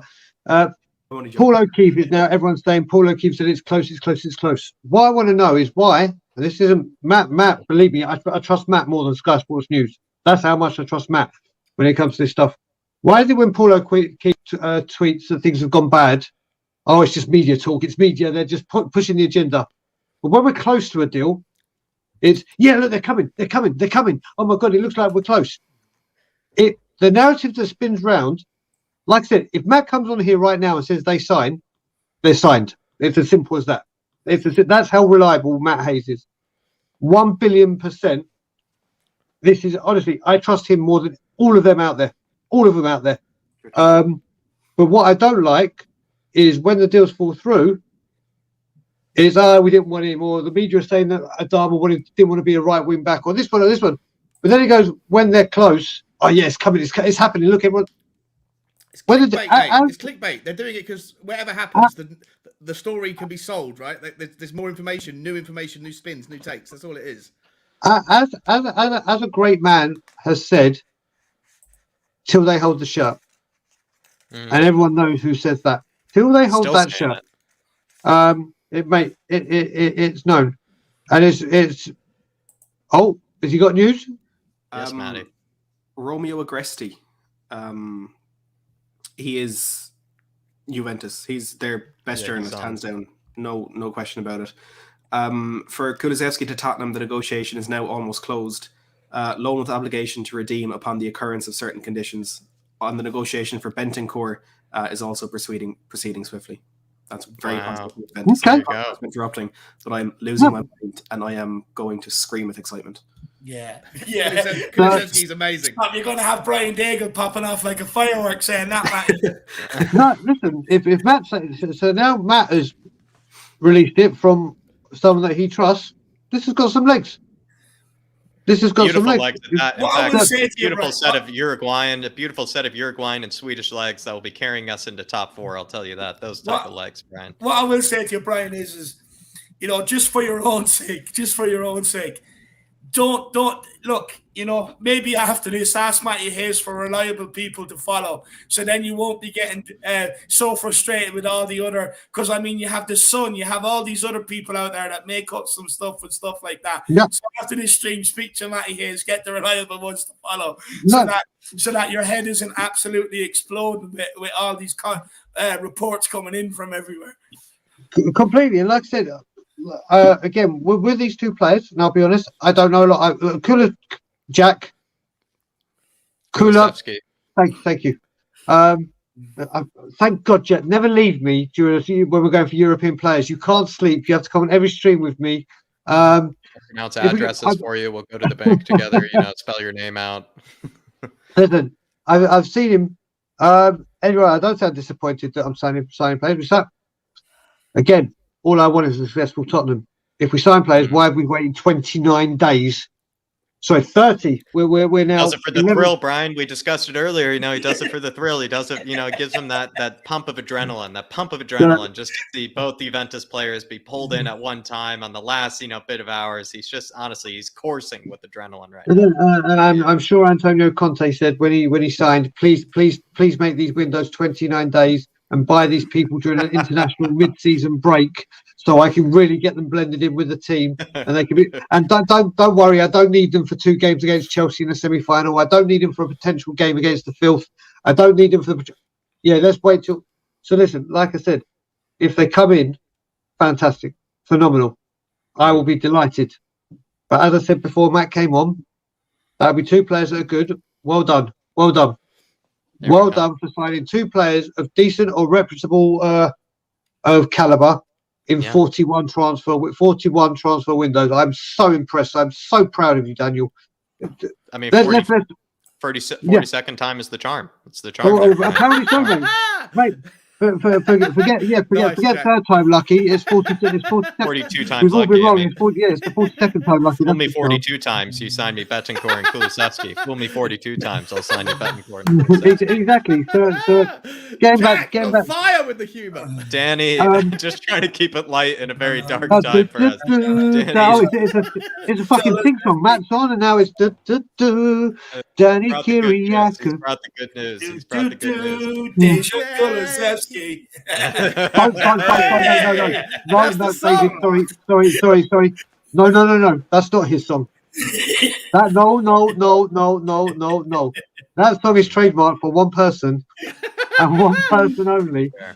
If that becomes his song, then I am to be pissed off with the transfer because that's my song for Danny, and that's going nowhere. Beautiful. Danny Kiriakou, there you go. Trademark the song. I just got well. back in 1 second. Well. This team looks better than Spurs. Well, I'll just tell you, it is coming with a few new signings as well. But he does appreciate the panel, and he's liking the signings that the Irish Hotspur have made to the panel today. But really do appreciate it, Danny. And I believe it's Wrecking. I think that might be it. Maybe Wrecking. I'm not sure. Rev King saying no fan is qualified to judge Levy's work. Wow. Interesting. I mean, considering that we are paying patrons of, his work, I feel like we do actually, in fact, have, the ability. We have the ability to do it. I'll tell you, we have the ability to do it. No one can take my ability to criticize his work. I feel like we're also justified to do it, but that's just me. I think when he says qualified, I think he means like knows all the ins and outs, right? Like none of us know exactly what the guy's doing all the time, so it's it's always going to be. Am I qualified? Am I qualified enough to do it? Probably not. I feel like, am I allowed to? Absolutely. I think maybe I don't have the qualifications to do it. Do I have the legitimacy to do it? Maybe not. Do I have the ability to do it? Absolutely. And will I continue? Yes, I will. But big yourself up, Rep King. Really do appreciate it. Debottom Duda says, if Kulusevski and Betancourt happened, this was the plan. What's up? He's got some more. Oh, I didn't see his hand up. I'm sorry. I was looking away. Sorry, Matty. It's blowing up. Fabrizio Romano just said Tottenham have a verbal agreement in place for Dejan Kulusevski. Gentleman's agreement, and boys. The same as no. It's I'm kidding. Woo! Welcome, Dejan. Dejan Kulusevski. La la la. I changed it to la la la. Is that okay? This is non-trademark. No. This is my honestly. This is my what. I'm not talking about my worst nightmare. I'm not talking about the signings. I'm talking about Danny's song being taken in vain.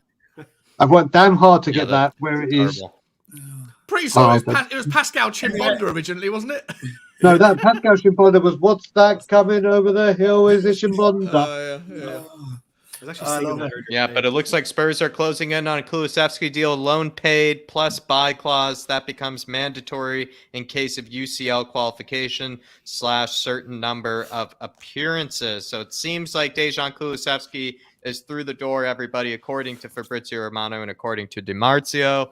Here we go. It seems like Betancourt as well. We are pushing very hard for. Could be was that here we go? Not a here we go. Not a here we go. Not a here we go. Brian, it was Didier Zakora was the do originally. You're right. It wasn't Pascal Chimbonda. It was Didier Zakora. But Kulusevski is supposedly very close to coming in. Very close to here we go, everybody. To bottom Duda, though, everybody's saying if Kulusevski and Betancourt happen, this was the plan all along. Waiting for them to get Vlaho and Zakaria. Everything in between was Paratici BS. A lot of things actually could be interesting here. Maybe it was, I mean, what do you think, Dave? Was this a Mexican standoff that, that we're talking about with Juventus? We were waiting for Vlahovic to come in. We were waiting for Zakaria to come in, and then we could get these signings. Not even, Dave, not even sell before you buy. Wait till Juventus buys, and then we buy, was the transfer strategy for this one. Is that the case? I would love to sit here and say he's that much of a don, you know what I mean? But look, let's be honest. They got Vlahovic, they got Zakaria. They were always going to have 2 players available, and we swooped down and got them. We just but waited we only got them because they signed. Look, we did not wait for Juventus to sign. If we offload an Ndombele, Lascelles, or Ali earlier on in the window, we would have signed by now. 100%. Look, I would love to sit here and go, Don Paratici, he's the magic man, you know what I mean? He had this master plan all along. But I'm not going to fool myself. That's not the case. He has contacts in Juventus. They probably knew we were looking players. They probably rang and said, look, fancy a bit of Dejan, fancy a bit of Bentancur. And Tottenham went and done it. Matty, you're smiling. It's done, I presume. No, Romano just said now Tottenham have submitted their official bid for Bentancur, 90 million plus 6 million in add-ons. It's How much happening, million? right? It's happening. I'm telling you. 19 million. How much? 19 million plus 6. 19. Yeah. Okay, I thought you said 90, and I was like, what the? No. Jeez, if we're going this quick, we might even get another 4 in. Get Asians from Forest, you know what I mean? It's a fire sale. No, it seems to be a fire sale over Paratici's old employers. He's gone back to his old employers and has asked for a few favors, and honestly, some beautiful players that we've gotten through the door by the looks of them. Actually, who's going? Maybe as a quick question, just it wasn't part of the plan tonight, but as a quick question, go around the panel. Let's say these are the 2 signings. Good window, bad window, maybe scale 1 to 10 seems to be the common case. I'll go first, might as well. Bentancur and Kulusevski signed. You get that center mid that we were looking for, I will say, and a bit of a deep line playmaker to a degree. Right winger that maybe could be that 3rd goal scorer for us. Give it a 7. I'd give this transfer window probably a 7. Sean? I'd give it an 8 if the 2 that we get rid of to make space for them are Dele and Endom. I'll give it a 7 if the 2 that we get rid of are Hill and Lo Celso. And a 7.5 if it's 1 from either bucket. Depends who we get rid of, right? I still want Brian. I still love Brian Hill. I want him to be here. But if Endom and Dele go, then it's an 8 out of 10, baby. And we're back in the game! Love to see it. Love to see it. Feels the debate. Dave, for you, what would you rate the window? If these were the 2 signings right now that were given to you, what do you rate the window? Look, honestly, if we get in these 2 and we get in Dejan Spence, and we get rid of Ndombele, Lascelles, or Dele Alli, I know people aren't going to want to hear this, but I call that a 10 out of a 10. Yeah! I'm going to give reasons why. I'm going to say, look, obviously there's more business we could do and stuff like that, but you're getting out 3 players that are on massive money that don't want to be here, that ultimately are bringing down the squad morale. They're affecting the squad. Bad players do that to squads in football. Ndombele has been isolated on his own training, so I think that's a huge plus getting them 3 out. And then getting in Kulusevski and Bentancur. Look, obviously I have to wait to see, how they get on at Tottenham. But with what I know about Kulusevski, what I know about Bentancur, I think, they definitely improved Tottenham Hotspur. I don't think anyone can sit here and say they don't really improve Tottenham Hotspur. I mean, they do. They do. So, look, maybe not a 10. Maybe not a 10. Maybe I'm just getting caught up in hype. Maybe a 9. But, like I said, we have to get rid of them 3 players. If it's these 2 players we've signed and we've isolated players and they don't make the Premier League squad, even better in my case, because it shows we have bollocks, and then they will instruct their agents and find a move coming in the summer. But look, I'd be happy with the window.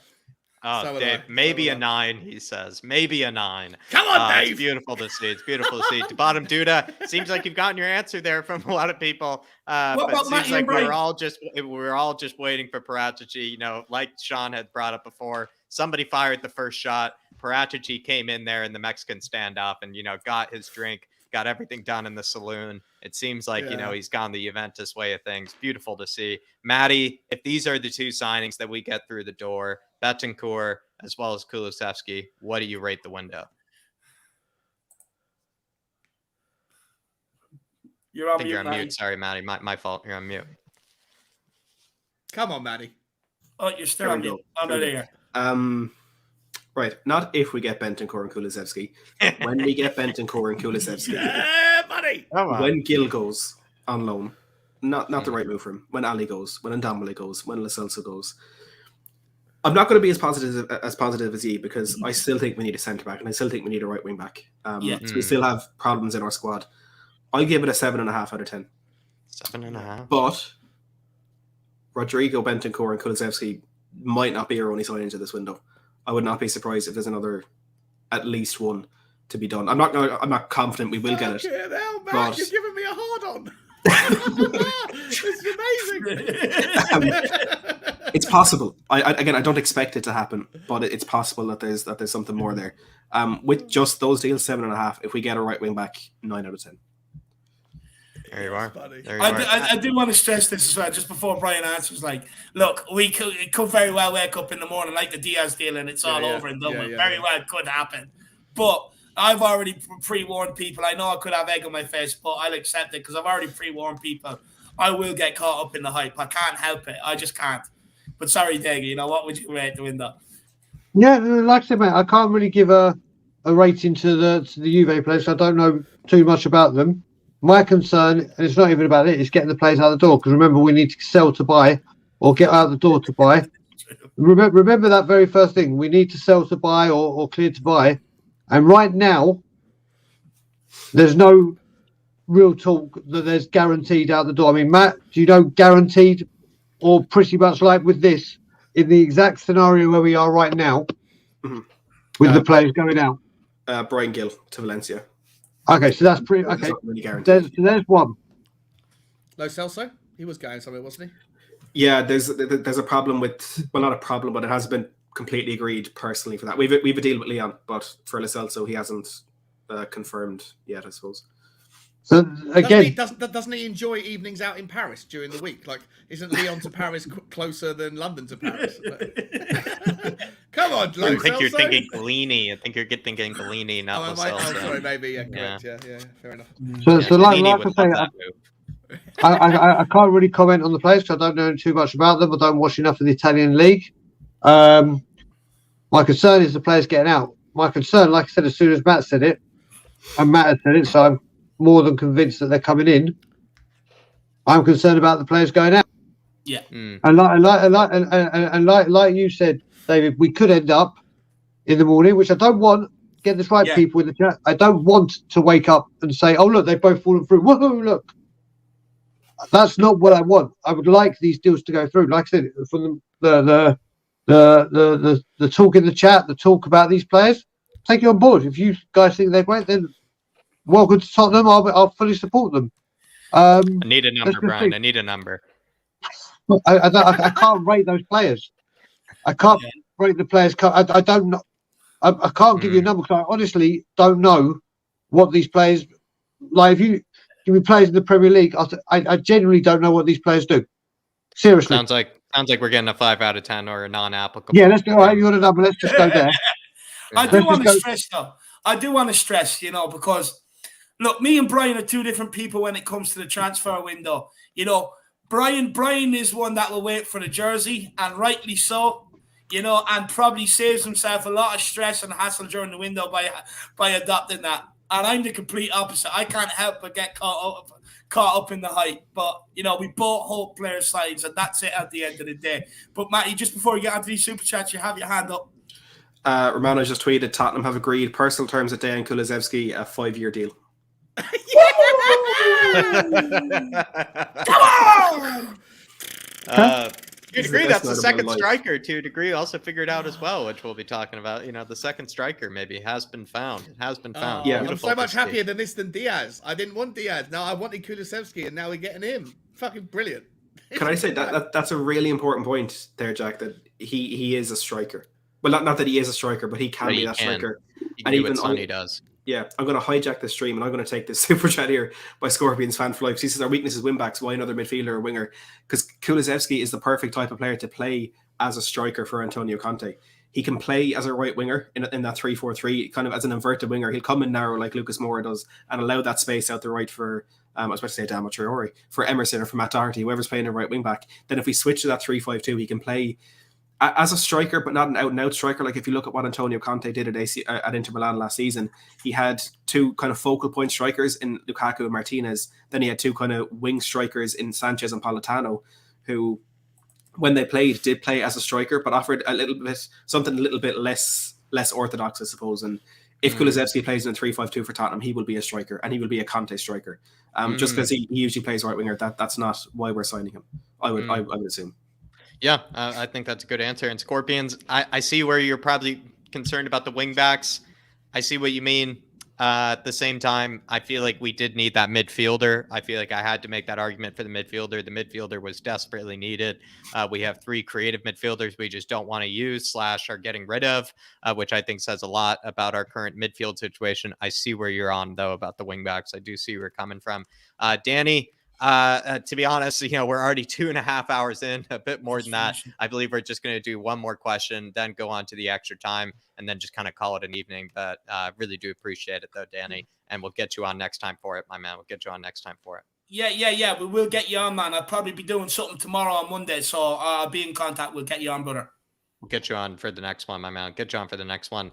And Lazy 8 saying a right wing back would have been a 10, Davo. Do we have a mention of Doherty leaving? Is Matt Doherty, is he potentially out the door? Do we know if that could be on the works? Because that would make things a lot easier in order to get a right wing back in.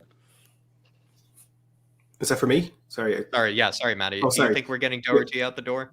Sorry, I heard you say Matt, and I weren't sure if you're talking about me or the player. I mean, I assume we're trying to move him on, although that may have changed with the Adama deal falling through. But, I mean, unsurprisingly, it doesn't really seem like anybody wants him, to be honest. Yeah, that's if he doesn't go on, I would assume that's the reason why. And Mickey, that's the guy I keep mentioning, Dijon Spence, or whatever you want to call him, Dijon Mustard, whatever. I don't care, but you know what I mean. That's he is a right wing back. He played there for Nottingham Forest against Arsenal in the FA Cup, and I really like what I had to see from the guy, and I really do believe he's going to go far in the game. I want to get my hands on him early, and I actually believe he'll come in, and he could be a player that could make an instant impact. I really do believe that, and that's why I call for him. And that's why I did say if we get him and get the 3 troublemakers that I absolutely hate out of this club, it's definitely a 10. We got a Jed and a Dejan, potentially. A Jed Spence and a Dejan Kulusevski, honestly. Sounds beautiful. But it seems like Lazy 8, it seems like we need, in order to get that right wing back, we need to get Matt Doherty out the door. It seems like it's kind of, tied with that sort of situation, which I think is a bit of a headache. As a lot of things that we've been seeing with what Paratici's had been dealing with this window have certainly been headaches. But we are going to move on to the final question of the evening, everybody. A lot of these questions actually have been somewhat ruined.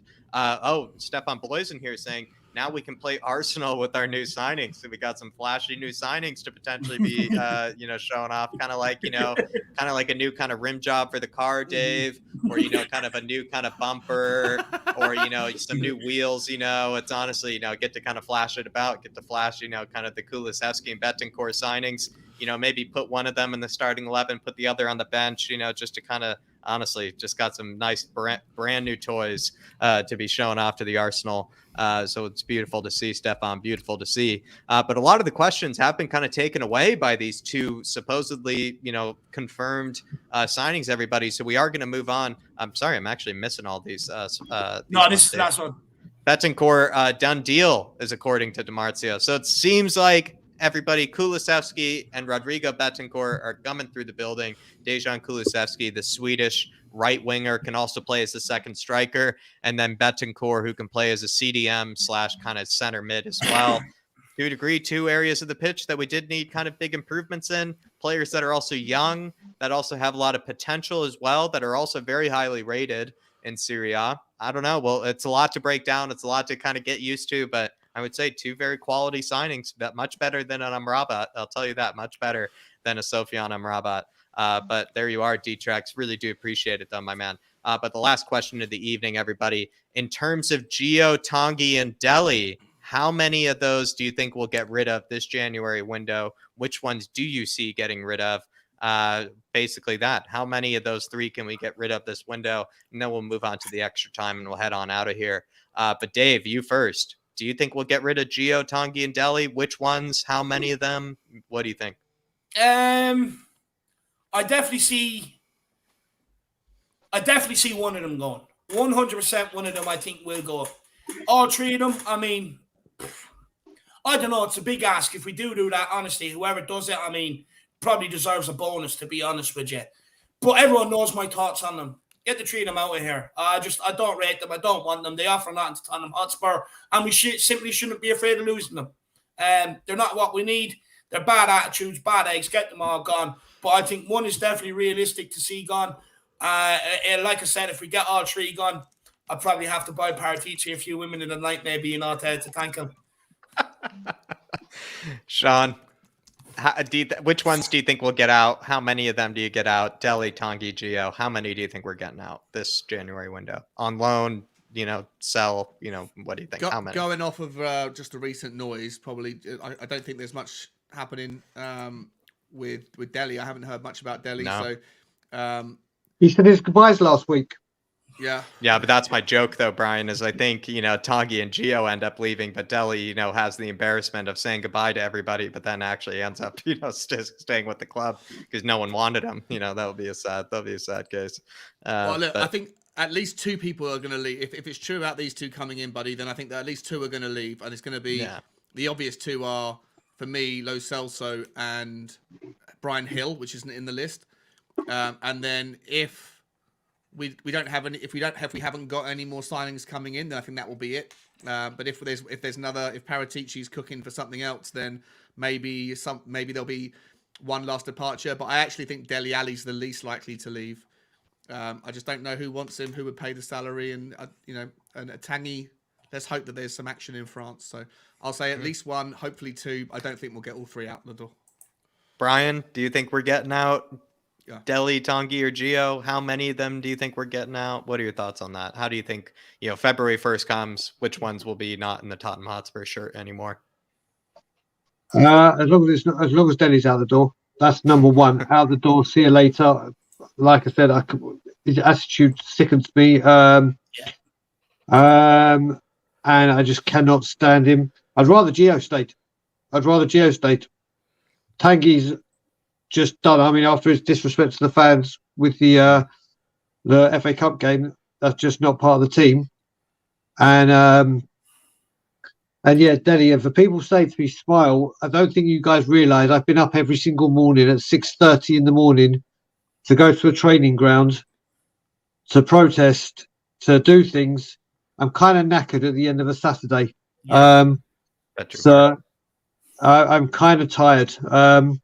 And look, you're well within your right. Everyone that's been watching, he's been up early on the We Are Tottenham TV, if not on We Are Tottenham TV, down at the training ground.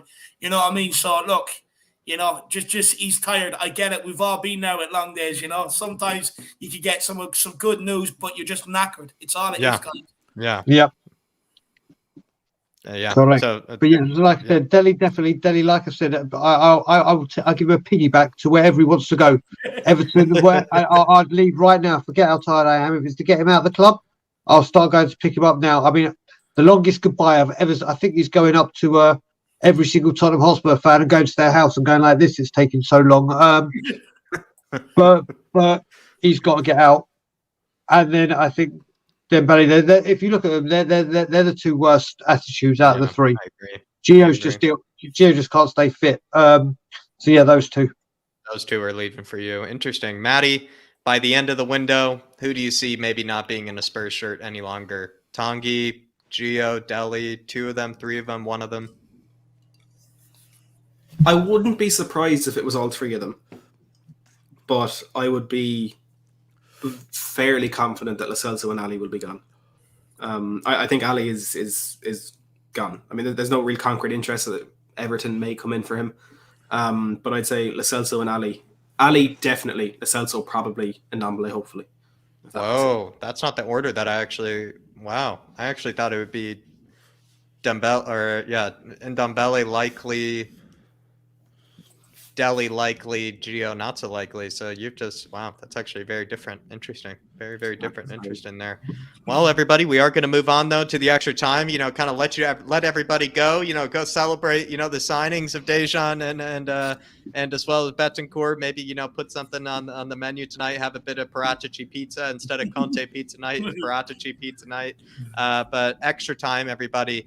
What's your favorite ever Spurs transfer rumor? And maybe this one's kind of for Daigle. What's your favorite ever Spurs transfer rumor, even if it was BS? Which Spurs transfer that you ever saw in the papers that were rumored that just kind of made you dream a bit, kind of make you feel like a little boy? One day maybe he could come to Spurs.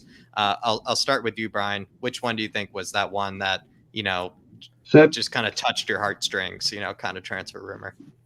Well, I wanted Vlahovic. That was the one. And obviously that picked up. But the one, it could be of all time. It could be of all time. of all time. Yeah. Oh, okay. Oh God, that's a bigger question. No. Get the list.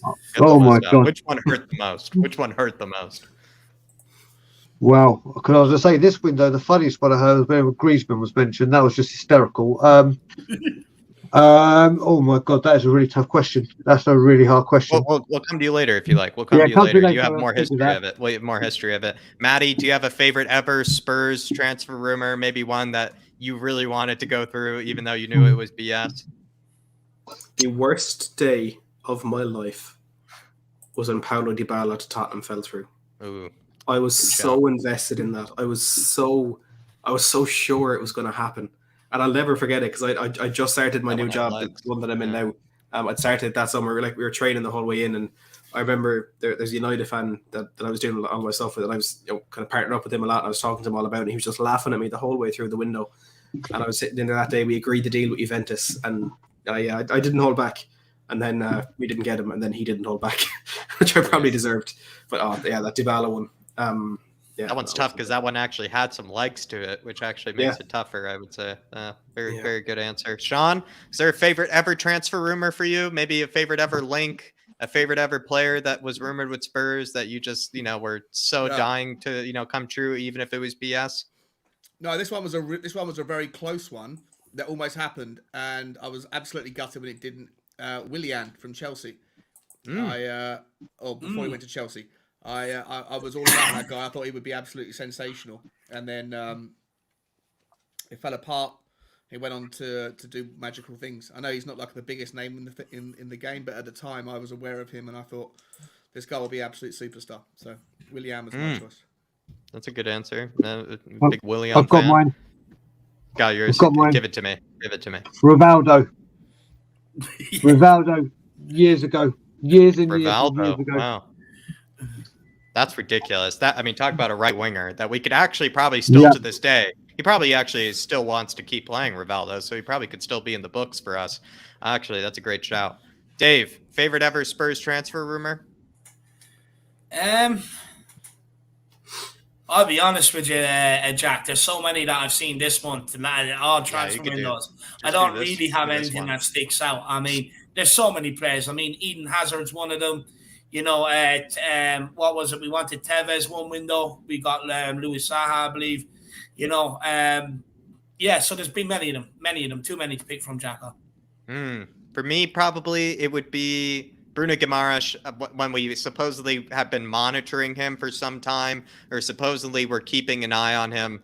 I don't know. That just pulled my heartstrings a bit too much. I would say the Charles de Ketelaere sort of rumors, I would say, are kind of, and actually, no. I now know my favorite, the Kavica Kravatsky-Elia guy, the Georgian guy that we were rumored with. That one was probably my favorite because that guy I just think is a baller.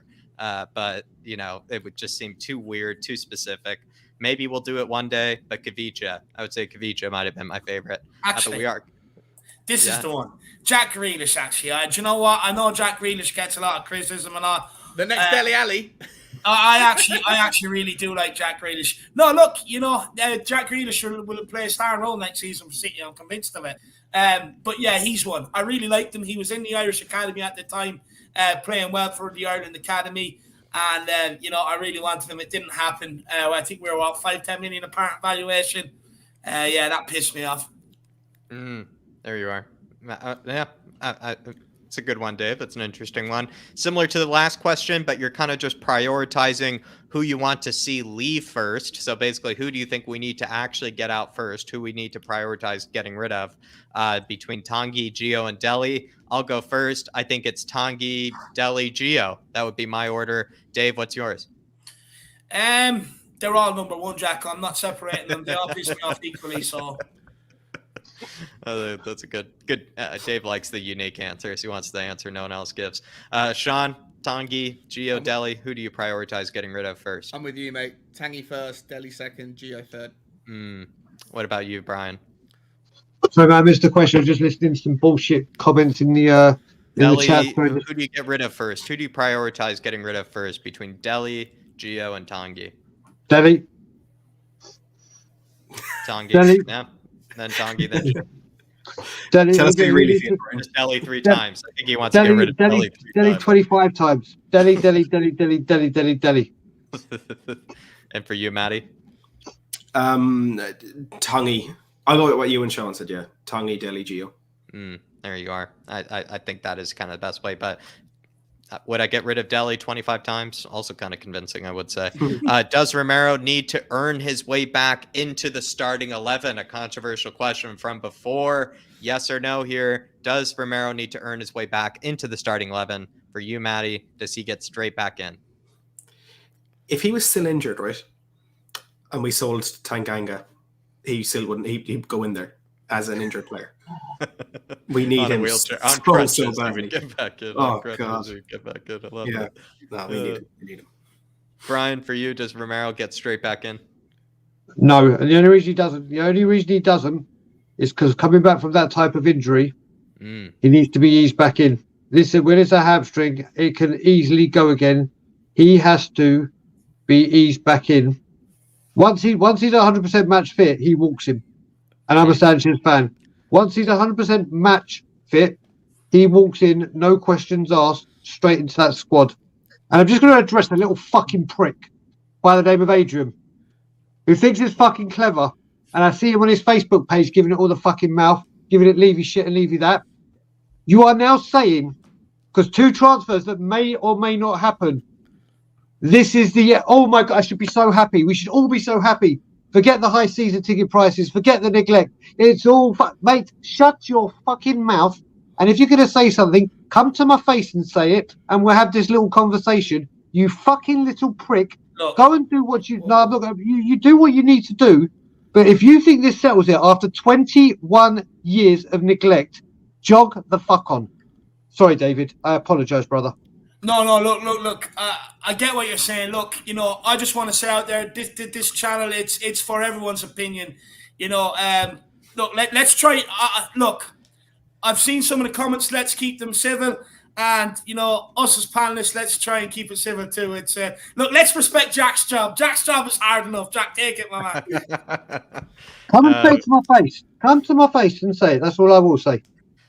For me, I think actually, to be fair, I would actually be with Maddie's case, where he probably limps back in. He doesn't even need to walk back in. He could still be injured. He could limp back into the squad. But for you, I think, Sean, I don't know if I asked you, does he walk back in, limp back in, crawl back in, or does he still have to wait?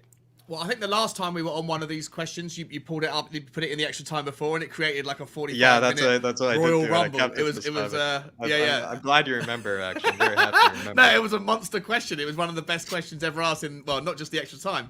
It was creating a really good debate. And I said at the time, I think Sanchez was on a run of form where he hadn't made a mistake. He'd created match-saving tackles. I think it was against Southampton he'd done it, and he scored a couple of goals. And I said at the time, I think that you can't drop a player who hasn't made a mistake just because there's a guy who's coming back who's more senior when he's fit. And I know Dave disagreed, but I said all it takes is one mistake or a couple of little games where you don't perform at that level to justify the replacement.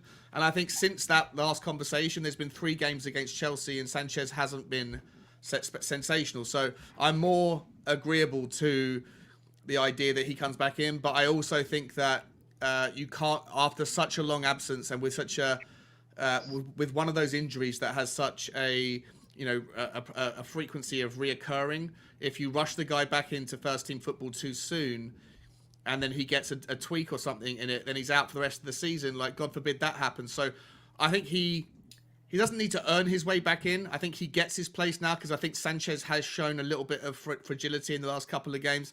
But I do still think that you don't just give him the first, like Brighton, for example, if we're playing. I don't think he comes in and plays 90 minutes. I think you probably start with Sanchez.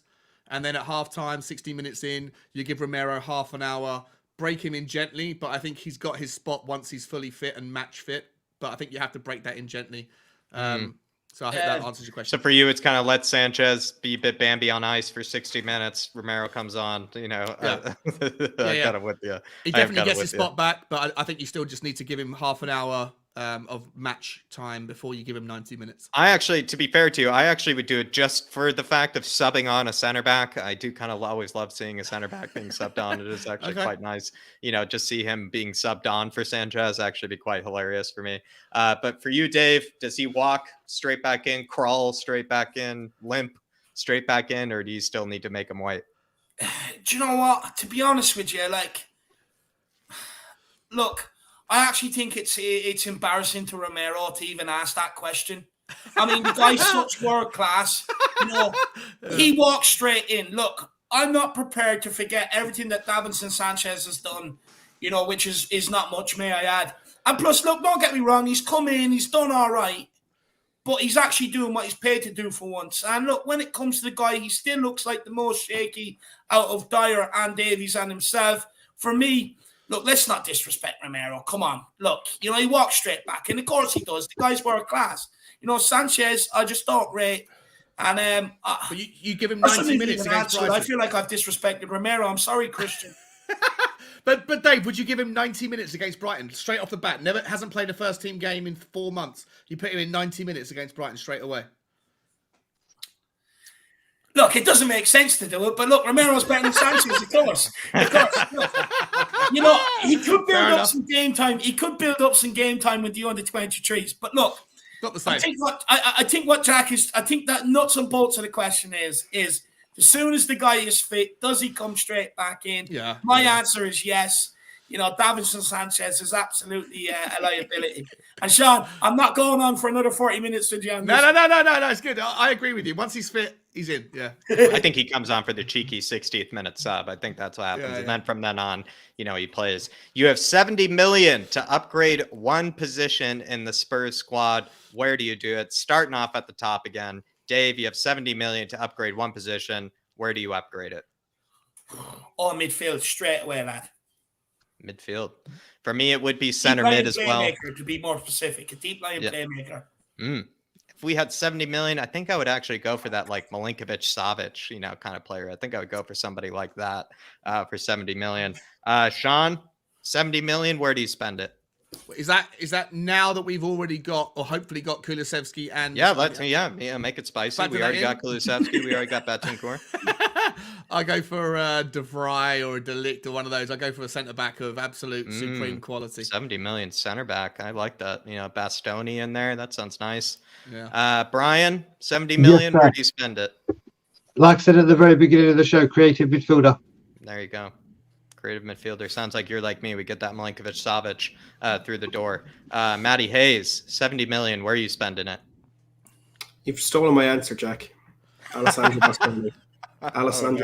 Bastoni every day of the week. Oh, Bastoni for 70 million in the center back. That is tasty. That sounds delicious. But that is the end of everybody for the Kinnicky Answer Me, for this sort of show, for this kind of breakdown of everything Spurs related when it comes to transfers. We had a lot of questions that we went through. Really do appreciate everybody's input on them. Really appreciate the Harris Army engaging with us. We've had close to 700, 650 right now for almost the majority of the night. It's been absolutely insane seeing everybody give their thoughts on everything. Absolutely insane to be kind of just talking about, will we actually get signings through the door? And then it seems like we're getting some. Are they actually good enough? Does this mean Conte's getting backed? Much more questions, I think, still are on the rise. Much more questions we still have in our heads. We will break it down even further, especially on deadline day. But Dave, passing it off to you. Yeah, no, look, we'll go around the house, give everyone a chance to plug their channel, and I'm going to start with you, Jack. Where can people find you, my man? They can find me over on the second channel, Dave, on flatcapeurotalk, where I will be doing reviews, it seems like, of Dejan Kulusevski. Already done a review of Dejan Kulusevski and what I think he could bring to Spurs, but might as well do another one. Maybe Dave and I will do a bit of a highlights reaction to him as well, since we have him in the club. And then I will be doing a breakdown of Rodrigo Betancourt. If those two players you feel like you need to know a bit more about, maybe you feel like they are good signings, maybe you're not sure if they're good signings, maybe you don't know who they even are, head on over to the second channel. I will break down my thoughts as well as the stats and everything you need to know about those players and whether they would be good enough for Spurs, what they could bring to Spurs, all that sort of good stuff. If that sounds interesting to you, head on over to the second channel, Flatcap Eurotalk. Just hit 700 today, so the push is on to 800 now. Really appreciate the support that I've already received. Really big up to the Harris Army, to the Flatcap Army, and head on over to Flatcap Eurotalk, please. No, big up everybody, and the link here is in the chat, and I'm well aware I spelled talk wrong. I am dyslexic, and I'm not a great typer on the keyboard. I actually do know how to spell talk. I just done it wrong. So, but look, Flatcap Eurotalk, make sure you get over there, smash that subscribe button. A video up on Betancourt, another one on Kulusevski will be put up tomorrow. And so, yeah, and as well, we'll probably be back here tomorrow with a Betancourt and Kulusevski, a bit on them as well. But everybody, that's where you can find Jack. And Jack, absolutely brilliant. A very tough job today, hosting. It always is this sort of show. So great job, Jack. I'll big yourself up. Let's move on to the next one. Shawnee boy, where can people find you, my man? You can find me at Spurs Talk Show, all one word, on YouTube, and at Spurs Talk Show on Twitter. It's just getting going. I've got 275 subscribers, all thanks to these guys, these wonderful people on this channel, and the guys at Tottenham Tantrum Gold, where I spend a lot of my time, but I spend most of my time here. And obviously Spurs Talk Shows, where we're starting to do live streams and just talking about stuff. We try and keep it glass half full. We try and stay away from, because I don't particularly go into the Levy out stuff, or I don't feel that way. So I try to keep it quite positive and quite talk about other things and have a laugh, a giggle, and keep it kind of humor based. But also, I am a financial guy. My expertise and my background is in investment banking, and so I do have an interest and a bit of understanding of the business side of Tottenham, and that's what I talk about a lot on the channels that I go on. And also, last thing I'll say is my plan is to try and get I've got lots of communications out there with people that are scouts, people that are agents, people that are into the kind of the stuff behind the scenes that fans don't see. And hopefully over the next couple of months, that's what I'll be the sort of interviews and the sort of streams that I'll be doing alongside what I do with these guys here.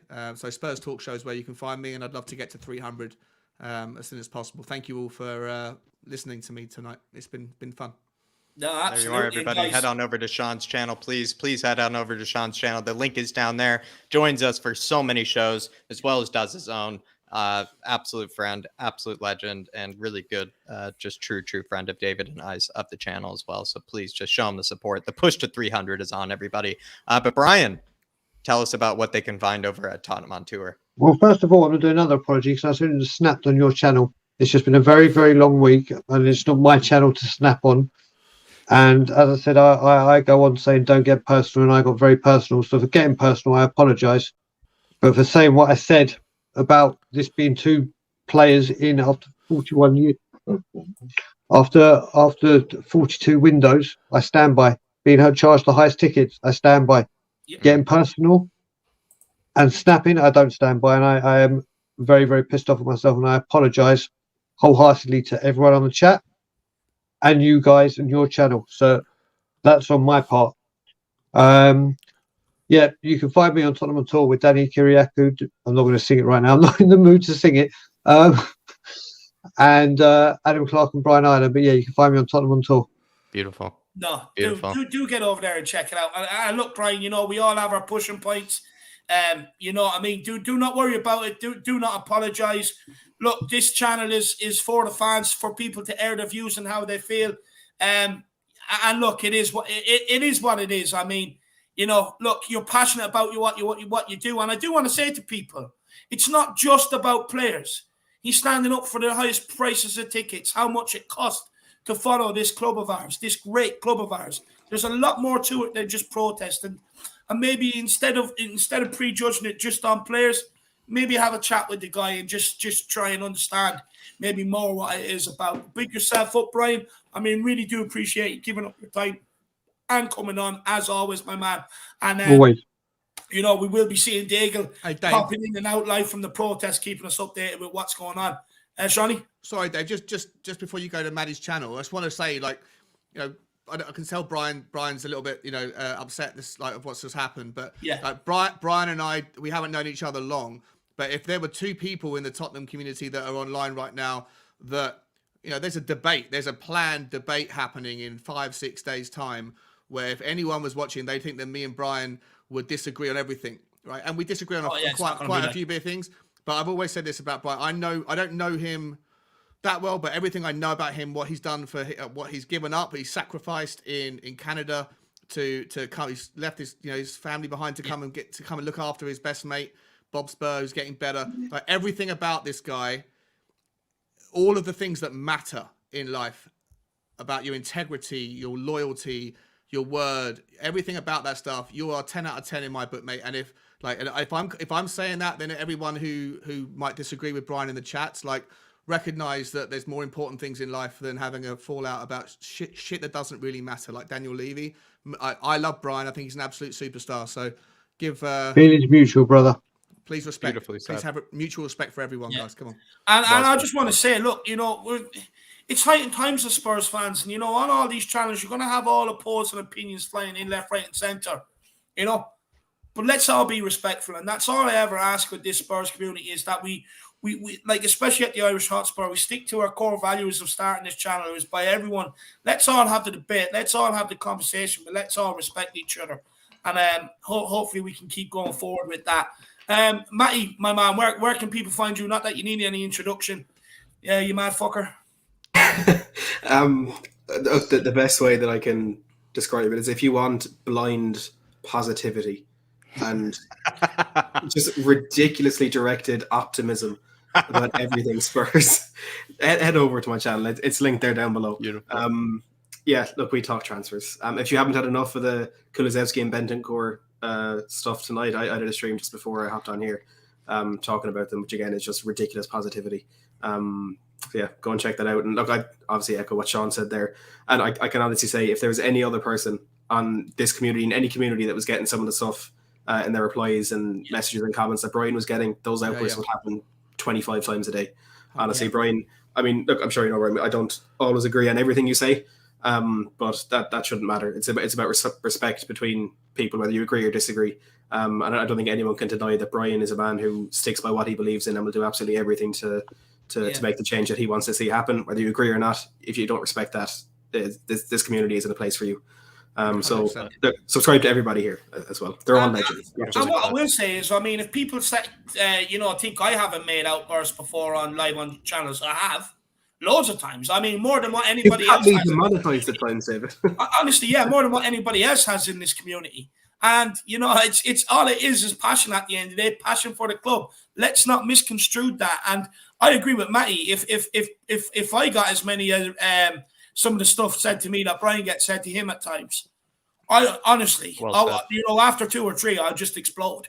That'll be it. You know what I mean? Yeah. So Brian's a very, very patient man, to be fair. But look, we are going to end off now. James Watson says, big up, lads. Hopefully some good news in the next couple of days. Come on, you Spurs. No, look, Kulusevski, Bentancur looks like they're we're trying to get them ones finalised and over the line.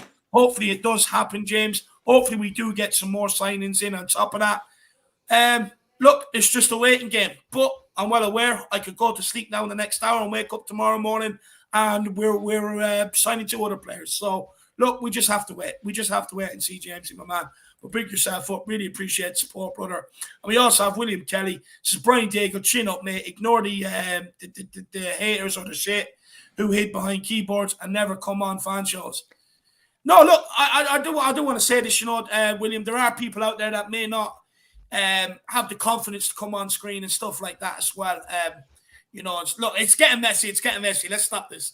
But yeah, big up, William Kelly. Big up, my man. Big up. And then we also have William Kelly. Brian Daigle, I've got your back, brother. Beautiful. Absolute legend. Absolute legend, William Kelly is.